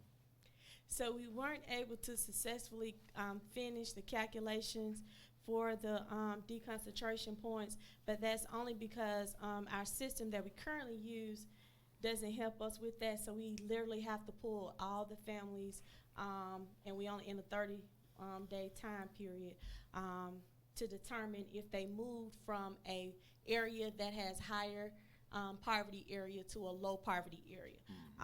Between that time, the families that moved, it ranged from 2017 to 18, July 1 to June 30th, 2018, we had 1,245 families that moved. And from July 1 to June 30th, 2019, we had almost 1,500 families that moved.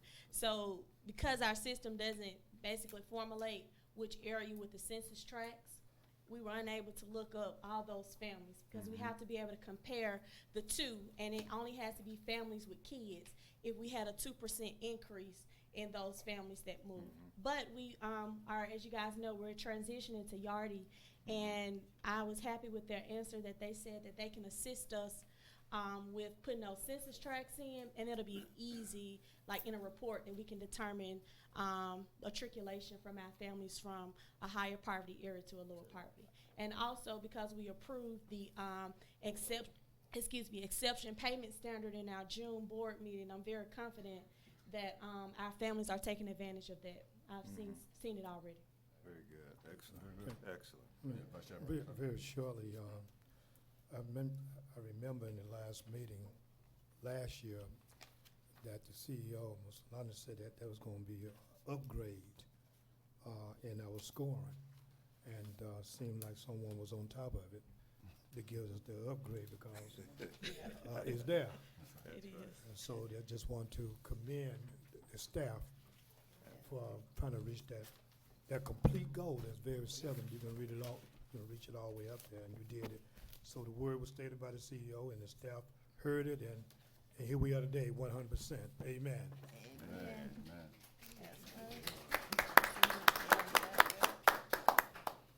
All right, anything else you want to add? All right, okay, all right, very good. I don't have anything to say. Yeah, so if I can entertain a motion to approve. Mr. Chairman, I make a recommendation that we approve of Section 8 Management Assessment Program CMAP certification for fiscal year ending June 30, 2019. All right, Second. all right, it's been moved and properly second. All in favor? All opposed? All right, that item's approved. Thank All you. right, thank you, congratulations. Yes. All right, housing operations?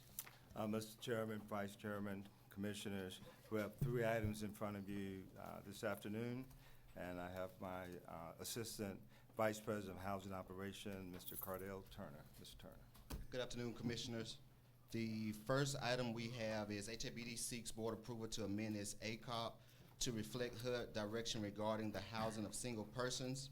The purpose of this recommended action is to obtain board approval and update and amend wording in the ACOP to include wording regarding occupancy guidelines as it relates to housing single individuals.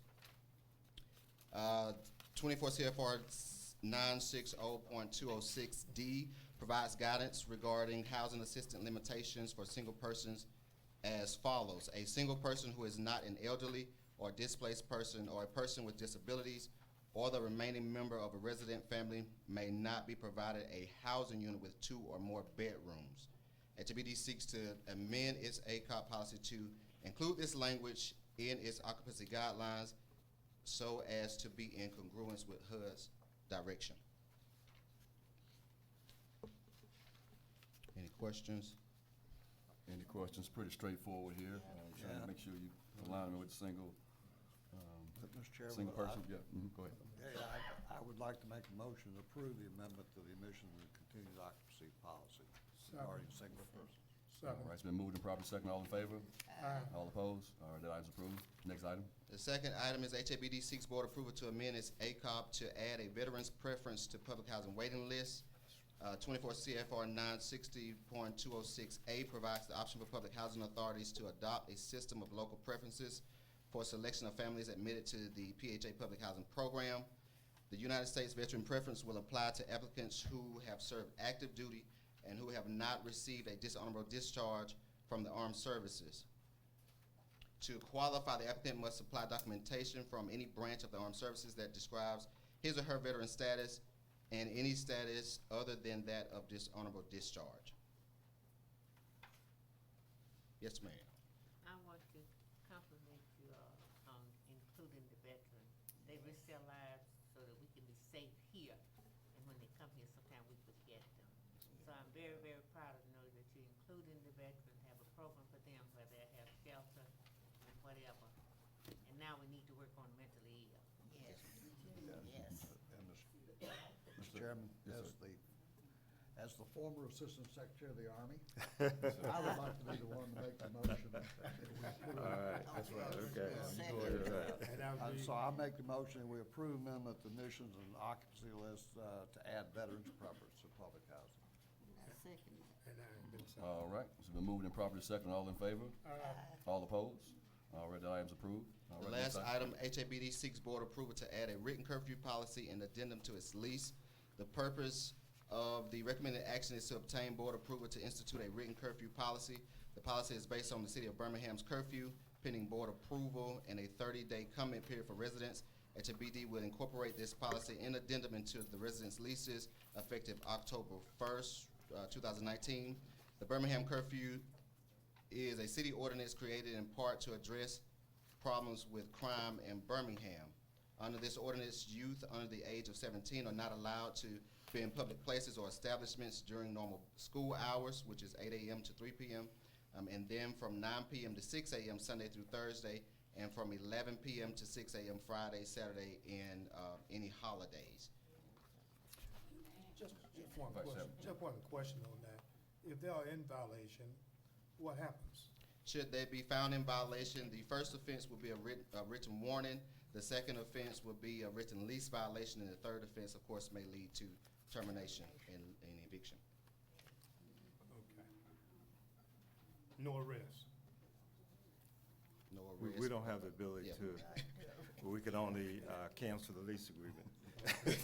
But I will say, Vice Chairman, that is a city ordinance, so the city of Birmingham Police Department could address that if they're doing something, if they're out past the curfew, and then maybe if something else is going on, then that would be under the jurisdiction of the city of Birmingham Police. Yeah. And the reason I only ask that question is because you're gonna have some person who have no respect for all of the things that we put in place as terms as consequences. So if there's no penitent action that is gonna make them make a second choice, then we just got a curfew out there that nobody gonna respect. It gotta be something that's going on with that. And I know we can't force nobody, for the law is concerned, but we got patrol people out there we paying. Somebody ought to be doing something with it. Oh, I agree with you 100% on that. Okay. Yes, yes. Do we have any kind of signage? So we currently do have signage throughout our properties, but the signage reflect, I think, a 10 p.m. curfew time, and we wanted this to be in alignment with the city ordinance. So we're gonna change, upgrade our signage. Yes, yes, sir. All right. And are any other questions, concerns about this? Okay. And so you're going to make adjustments to the signage? Yes, sir. And as far as the City of Birmingham Police Department, will this be communicated with them? I know it's already part of the. Yes, and they'll be, of course, tasked with enforcing. Gotcha. helping to Very good. enforce. Very good. All right. Okay. If there are no other questions, go ahead. Would that be included in the written report to the Birmingham Police Department, so they will be aware about the curfew hours, and also Did we have a their discussion about- responsibility Yes, we did. to make sure that we can co-ter some of the hanging out. Would that be written in some kind of way? Yes, sir, they're fully aware, as it is a city ordinance, so we'll communicate that we have made this, of course, our policy, but they're fully aware because it is a city ordinance. I know that they're aware. I want to know what they're going to take action on what they're aware of. We will follow through to ensure that something is happening. That's much better. Yeah. All right. Very good. Very good. All right. Ms. Jackson. Commissioner Jackson, yes. Okay, Mhm. thank you. At committee meeting, we discussed, what happens if a person is on past curfew and he's working. Right. So we decided, we discussed among ourselves that should be something issued, the parents or Yeah. whoever will be responsible for making it known at the office. Yeah, And we said there's that. possibility of an ID card letting you know that you do work a shift that's past the curfew that you have. And that's in order to protect the, person that's past his curfew and he can work and get home. So I don't know what Yes. steps we gotta go through. Yeah, we're gonna make sure that those minors who have legitimate reasons to be out after the curfew, that we know about them, and we issue maybe a badge with their ID on it, identification information, so that their families won't be penalized. Right. But Chairman, not on one more statement with that, see, all the resident, all the people that gonna be breaking curfew might not be part of the residential programs, where it might be some folks outside just hanging out and breaking the curfew hour. That's why I was trying to see, and a lot of people might not have respect for that, our rules, because they don't live there no way. Will that jeopardize the So that need to be something seriously considered, okay? get that? I did, Okay, yes, sir. all right, okay. If they violated, aren't the residents responsible for their gas? Yes, they are. Yeah, they are, yeah. Absolutely. Yes. Absolutely. Our residents pay. Right. All right, well, I tell you, I support this policy 100%. And, you know, I feel like, you know, once we get this policy in place, we engage our residents, let them know that we're gonna be enforcing this policy. I think it's gonna be a good policy, and I think it's gonna help reduce a lot of the loitering and things that we have taking place on our sites. Absolutely. All right, okay. So if I can entertain a motion? Mr. Chairman, I'll make a motion to approve the HABD curfew policy and lease addendum. It's been moved and properly seconded. All in favor? Aye. Aye. All opposed? All right, that item's approved. All right, thank you, Mr. Stern. Okay. All right, persons desiring to speak before the HABD Board of Commissioners, Ms. Barbara Merchant. Ms. Merchant?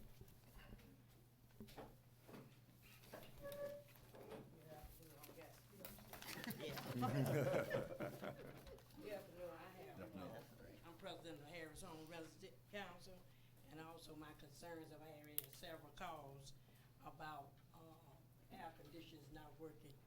And they calls and things, they promise them that the contractor gonna come. Then the next thing they know, the contractor been sent somewhere else. My vice president, for one, the reason why I came, she's threatening to take action today. Her unit's supposed to be fixed Monday. I said, let me come, cause they need to hire some more contractors to get this air up and running. We got several has units in their windows that does not have the air, and they say they has only one contract. So, you know, things like hot like this, they need to hire some more contractors. If y'all got some money. All right. Thank you, Ms. Merchant. And, Ms. Merchant, we're gonna make sure we get somebody out there today to take care of it. okay, and you just speaking specifically about Harris Homes, right?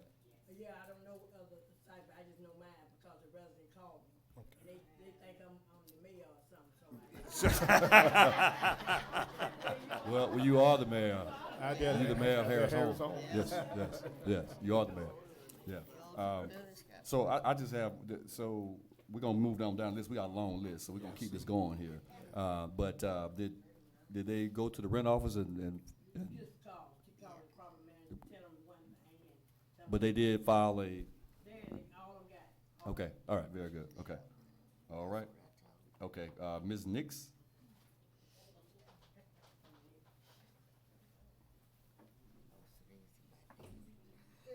Good evening. Mr. Lundy and to the commissioners. My name is Verdi Nix, and I'm a resident here in Illerton. My question is, this is the first time I've ever known the board to come to Illerton Village. And my question is, why were you here today? Is because the flyers that we got did not stipulate that it was gonna be a board meeting. It was as if Mr. Lundy or someone else from the board was gonna come and talk about what we specifically need in Illerton Village. It's because my thing is, and I was looking around at some of the faces, they were looking rather bored. It's because some of the things that you all were stating today in your meeting were not necessarily, to me, things that we need here in Illerton Village. I am not totally interested in operational procedures of what the board is to do, but I'm wondering what we need here in Illerton Village to make it be what it could become with the assistance of the residents. This used to be, and I was raised up on the hill when the white folk were down here. It was a rather beautiful place. Of course, they had workers who would come and clean up behind folk. We don't have that anymore.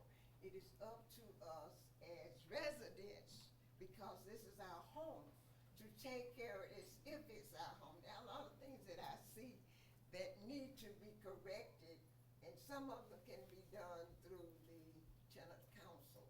But there are some things that need to flow from the top down, specifically with not so much statutory meanings, but with sticking in mud stuff that's gonna stick, that will help us to be what we can be. Now, everybody on my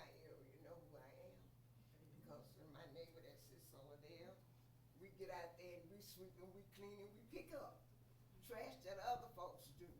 But there are some things that the board need to be stickney about, and in conjunction with the office and in conjunction with the tenant council. And I wanted to know what you all are going to do to implement your meeting. I don't know if you take it to other sites, but maybe you should, that they would know what's going on with you all at the board. But to come to me today to talk about implementation procedures has been absolutely nothing to me. It's because it could be for other sites. But I want to know specifically, and maybe not today, what do you all plan to do for this site? This site. We don't even have any place for the children to play in the gym. There's no gym. And this is where you might have your meetings. I don't intend to take up all the time. Go ahead, finish your thought. Go ahead. I've been sitting here for an hour and I could go on and on and on. But the thing about it is that we need something done in Illaton. I know they might not tear down all of the buildings. I am a clean resident. Don't break nothing. Do stuff to make my home what it is.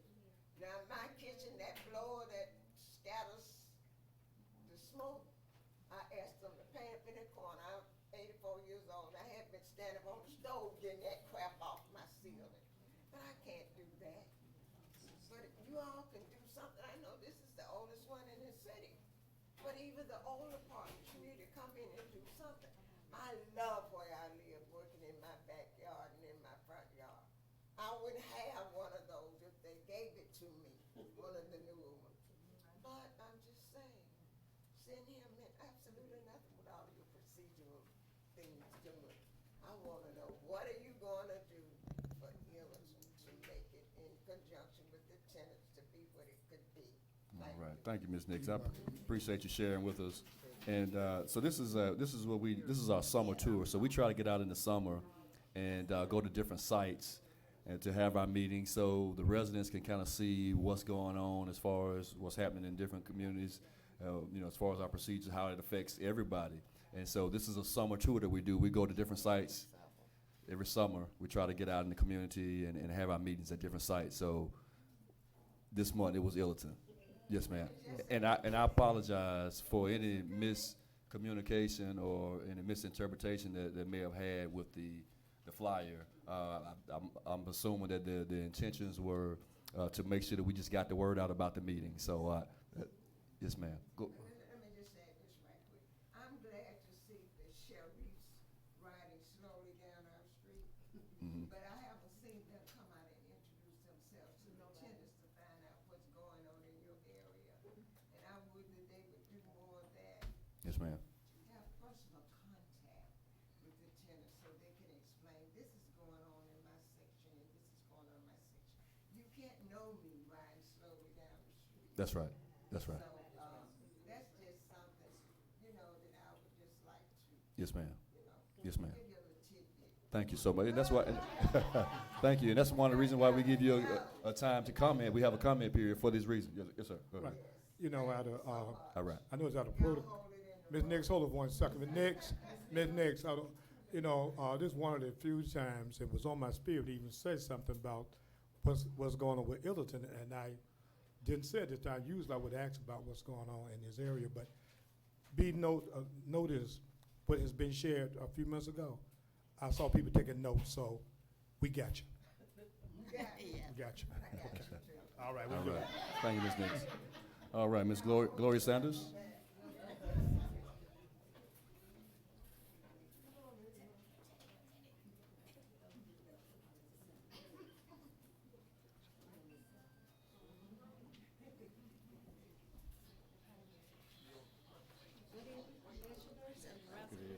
Good evening. Staff.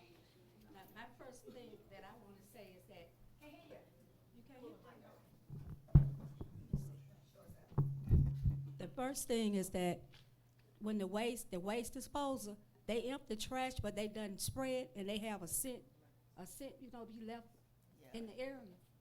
But they doing a great job in emptying the trash. And I want to say about my sheriff and the police department, they are doing a great job in our community. I'm from Smithfield. They patrol and they get out and walk and meet some of our residents. And we like that too. And we also have our manager, Miss Leonard. She get us, you know, the resident councils. We'll walk sometime on Saturdays with the police or even the sheriff. They come out and walk with us. And we let the people know that we not out here trying to arrest you or nothing. We just trying to, you know, meet the resident and let them know that the police and sheriff, they want to be a friend just like you want to be a friend of them. They not coming to arrest you or nothing unless you're doing something wrong. So That's it's right. good. That's right.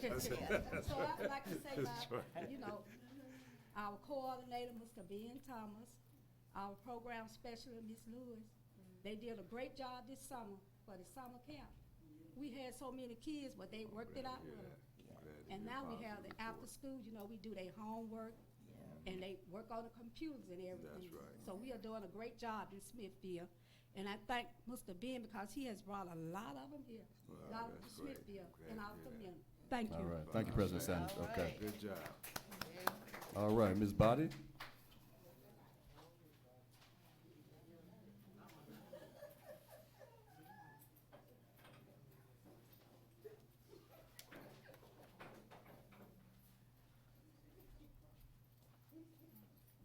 Like to say good evening. Good evening. Welcome to the tight space. Glad to be here.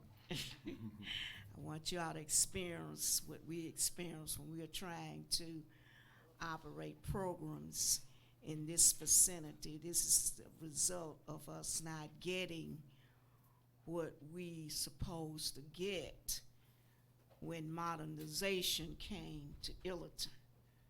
Instead of us getting a gym, a rent office, and all of that, that didn't happen. But it didn't happen up under Mr. Lundy's administration. It happened before he came. Phase 2 was supposed to get us our gym. And from what I've been talking and going on, understanding, the gym is not, you just can't reopen the gym. The gym is going to have to be torn down and built from the ground. So if we're wondering what's going on with that. But anyway, the next thing I want to do is safety and violence. Our hotspot areas is 2nd Street. And like when I emailed Mr. Blankenship, I told him, we don't need window dressing security. When I say that, you're just parked in a space where they can see you. We need you to patrol these alleys where the activities are going on. Teenage right over here on 1st Street in that curve there, 101 1st Street right there in 4th Court, on that wall there, there's a lot of activities going on there. Teenagers hanging back there involved in the activities. So we need some more heat on that area right there. And 2nd Street has always been hot. So we need patrol these alleys when you're here. Now another thing I want to ask, I heard that you're going to get, you're negotiating a contract with the city of Birmingham. Are we still going to have our sheriff department and the city of Birmingham? Are we still going to have that, both of those? It's all about the budget, and with the, at this point, we probably, the fact of the matter is we can't pay to have both. Okay, I didn't think so. So it's going to be a matter of which one. Now, when the sheriff department first came, everything was kind of quiet. But I think the situation has decided what they think that the sheriff is going to do or what they're not going to do. So now we are beginning to have problems again. So that's what I want to talk about. And then I already asked that. When will the curfew start? So it's going to be a 30-day comment period. And one of the things we're going to do, we're going to come out to all the sites and have town hall meetings, meet with the residents, and go through the curfew and walk them through and answer all their questions. And so we're looking to start it probably 60 days out or something like that. September, we want to do it October 1st. Okay. So there'll be plenty time for comments. And what we try to do is have what we call a written comments, so that sometimes we don't pick up all the comments when you're just verbalizing your thoughts. But we'll have a period, and we have an address or email address where you can send your comments, and then we'll take those under consideration as we go forward with the implementation. Okay. I have residents, and I just told them I was not going to do it. I'm sorry. They have air condition problems. And I asked them to come today so that we could handle that. They didn't come. And they expected me to do it. I told them I'm not. I brought you all here so that they could say what they're going to say. I'm going to be calling you about mine. It's working pretty good, but I don't know how long. Okay. Speak up for themselves. All right. Rosalind Crawford?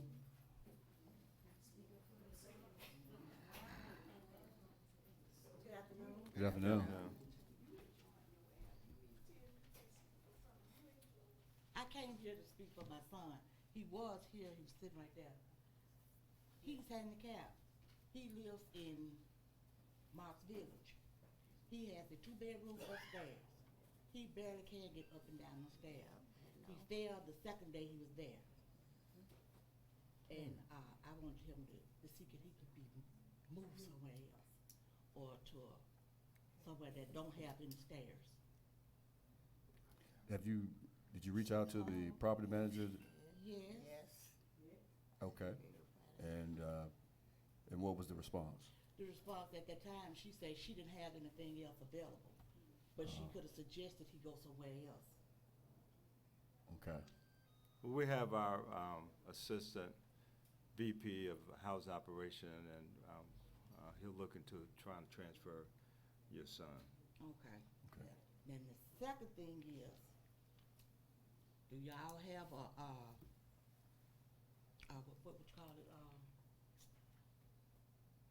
I put it like this: do the sheriff supposed to go into the residence apartment if they're inspected?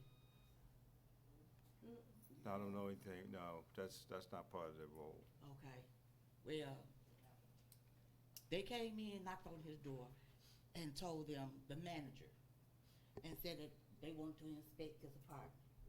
He said there's 2 other people and the sheriff was with him. Oh, They went upstairs, checked in his drawers, which I know they're not supposed to go in his drawers. They didn't find whatever they was looking for. So when they left, they said, clean your stove and refrigerator.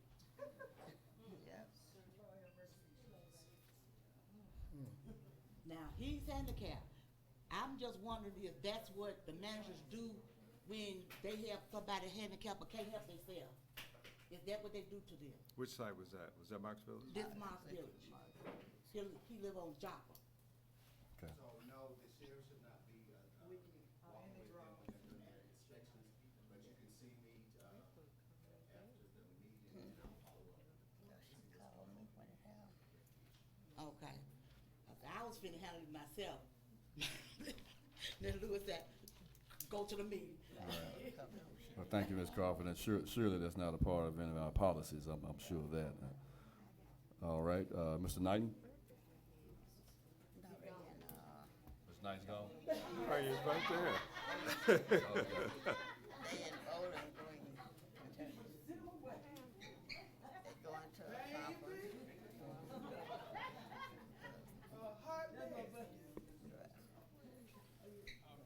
Good evening, everyone. Good evening. How y'all doing? All right. It's been a minute since I've been up here. But I'm here today. As you heard, Mr. Lundy, I want to thank you again for coming to our men's summit, which was a success. In my hand is 40 surveys that was filled out through men as I walked Morton Simpson and got these guys to fill these surveys. We had a good turnout, a wonderful turnout yesterday. And I'm proud to say of those men who came up there, it was truly awesome. And they needed somewhere to stay, and they raised it. And my phone been ringing, man, all day. And I was just asked we going to other sites now? When we talked about this was only the beginning because public housing was all females. That's changing. And the man is supposed to be the head, and it's not fair for women who get married, have these husbands, and don't put their husbands on the lease. It's not fair to that man. It's not fair that a man goes and he makes mistakes, and when he comes out, he's trying to get his life together, and yet the system holding him back. That's what I was fighting for. Remember when I met with you, Mr. Lund, I asked you, I said, what could you tell a 10-year-old who mama had breast cancer, who was introduced to drugs at an early age to try to support his moms and brother and sister? Well, that 10-year-old was me. And here I am, president of my community, trying to help those men help themselves. So today I asked the board of commissioners, I don't want to see this men's summit stop at Morris Simpson. I want to see it grow. Just like the women's summit grew 3 years ago and it turned into a leadership training. I want to see this men's summit grow and hit each side of town so we can grab these men and show them that there are some men who really care about what's going on with them. And I will be happy to lead the way. Thank you. All right, thank you, Mr. Knighton. And let me say this, Mr. Knighton, congratulations on an awesome men's summit. I didn't know about the men's summit until you texted me the day before the men's summit. So I just want to let you know, I'm a little disappointed in you that you didn't reach out to me. I know. And so we have other men on this board that really care about the community, and we were overlooked. But with that being said, I just want to let you know that I'm proud of you for taking time out of your schedule and out of your life to be a part of your community and help these men. So I mean, you go all the way back to JCCEO. that's right. Although I'm chastising you, you did an awesome job. You did a great job. I know. Yeah. That one was on me, Cardell. Okay. That All was right. not on you or Reverend Todd Right. or nobody. That one was on me because That's okay. I've been so tied up. Yeah. And I supposed to contacted you last week Right.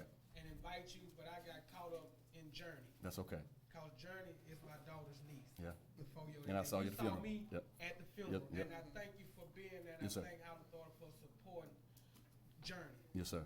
And once again, I do apologize. That's why when I hit you, I said he gonna be mad at me because I'm just not hitting him up. I'm gonna hit his mouth, and I heard it. Yeah. But I love you, and I I love you back. for being there from day one. All right. Very good. Thank you, Mr. Knight. Okay. Sarah Bracy.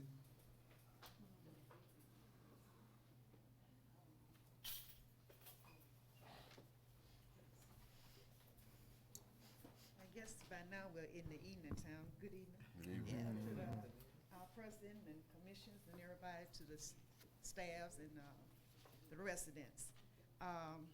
We did pretty good. I'm from Illiton. I'm Illiton too. We did pretty good with getting the cars off the sidewalk, but they're back on the sidewalk. So I don't know how you can continue to reinforce that. But most of the cars that are on the sidewalk are people that don't live out here. That's when they come and visit. You touched on the trash. We need our dumpster sprayed too. Okay, now we have we go to the office to talk to our office manager, or whoever in the office, but as a nurse, my occupation was a nurse when I was working.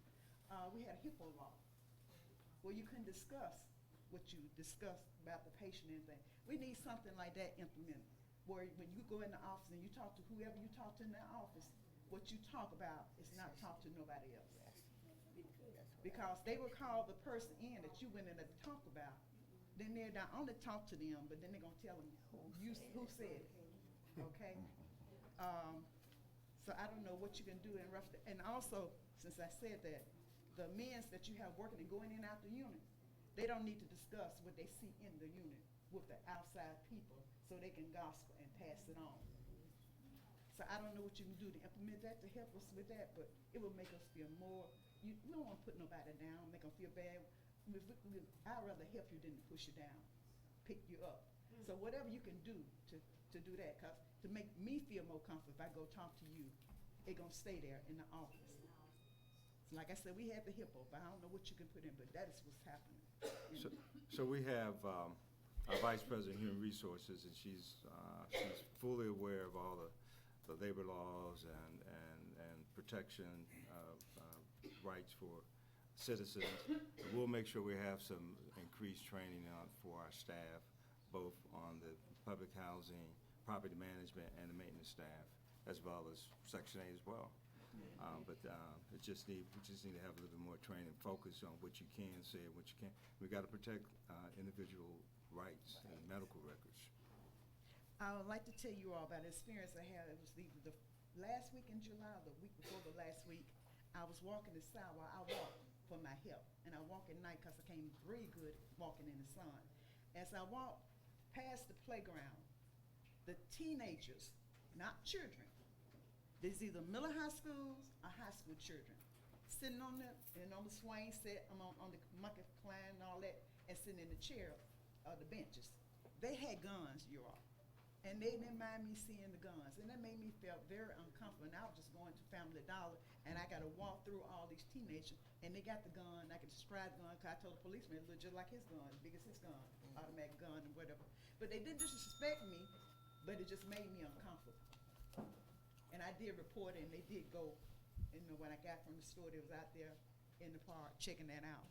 But that's a bad feeling. Very uncomfortable. I prayed my way through that. I really did. Yeah. She rung the bell, but domestic violence is, we have people out here that, they have their company, it's on a trespass. It's not by them, it might be by you all, they're on a trespass. But they keep pulling them back in when they let them out. Those people that have that kind of company in their house, whether they want to or not, it need to be some kind of way they go to a class to get the help they need, because it's got to be something mental that they keep bringing them back in, and bringing them back in. And it's the same thing over and over. You want to help these people. But we get to now, as residents, we don't want to call police for them, because it's the same thing over and over and over again. And they're not on the people lease. Thank you. Thank you. All right.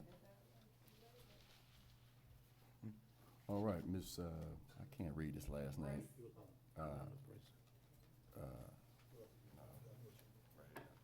Yolanda? Miss Yolanda, you here? Okay, come on out. I couldn't read it last night.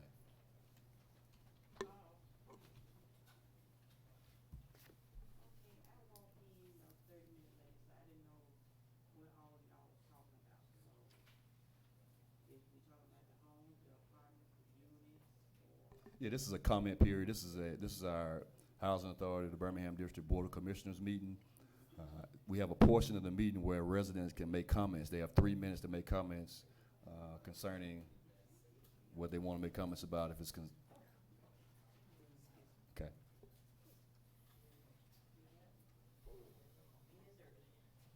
My name is Miss Yolanda. Okay, we have some problems in some of the neighborhoods. They tell us not to put trash in the garbage can, but we have other people, other neighborhoods are dropping trash, garbage in our units. And they tell us to write the tag numbers down. But sometimes we don't be around pencils and papers or our phone to take the pictures. And I know they come and get their trash like on 3 days out of a week. And they just sit there, and then sometimes their trucks break down and we don't know about it, and they just sit there. And the main thing I really want to ask, what y'all was talking about, the projects, I have a sick niece, and I'm trying to get back up to the hospital now. And the neighborhood that she stay in is off on Center Point, and she need to go on a ground floor, but they said she couldn't do it. If she did, she had to pay $175 to go from the second floor to the ground floor. And she has can't hardly see that good, and they want to charge her $175 for the second floor to the ground floor. And the doctor said she need to move from there because she up there and she had to come down steps and go upstairs. And she's kind of weak in everything, so. She's not in one of our apartments, right? You said Center Point. Has she applied for public housing here or Section 8? She been trying to. She was trying to get one in my neighborhood in Smithfield, and they said they didn't have any openings or anything because she has a son. Yeah. And she want to get a 2-bedroom, and I'm trying to get over to her now Yeah. because almost lost. We can 3 work with days you to ago. get her on the waiting list, and then we'll be able to, if she's eligible, assuming she's eligible, we'll be able to get her a ground floor apartment. I appreciate it. Okay. Thank you. All right, thank you. All right, I think that concludes our speakers. Can I, please allow me, can we get the sheets off the windows? The sheets off the windows. Ellington Village would look a whole lot better if we can get them sheets off the windows. What kind of sheet? Talking about bed sheets? Curtains. Bed sheets, blankets, quilts. If they've been there a year, they have an opportunity to get them sheets down off the women. And those sheets make, walk through, come feel it at night, just drive through. Those sheets make us look so bad. That would be 100% improvement with the sheets off the women. Okay, all right, well, Mr. London. Yeah, we'll check into that. Okay, all right, very good. All right, well, thank everybody for your comments. All right, so we need to discuss going into executive session. We will be discussing personnel matters and good name and character. Mr. Kendrick? Yes, to go into executive session under the Alabama Open Meetings Act to discuss good name and character is an appropriate use of the executive session. All right, so we will, I think we need a motion. Mr. Chairman, I make a motion, we go into executive session, good name and character on that premise. I second the motion. It's been moved and properly seconded. All in favor? Aye. All opposed? All right, we're about to go into executive session. We're gonna go right, yeah. We're gonna go into executive session. Yes. Yeah, thank you. Yes, we're about to go into executive session, and the meeting will reconvene at the call of the chair.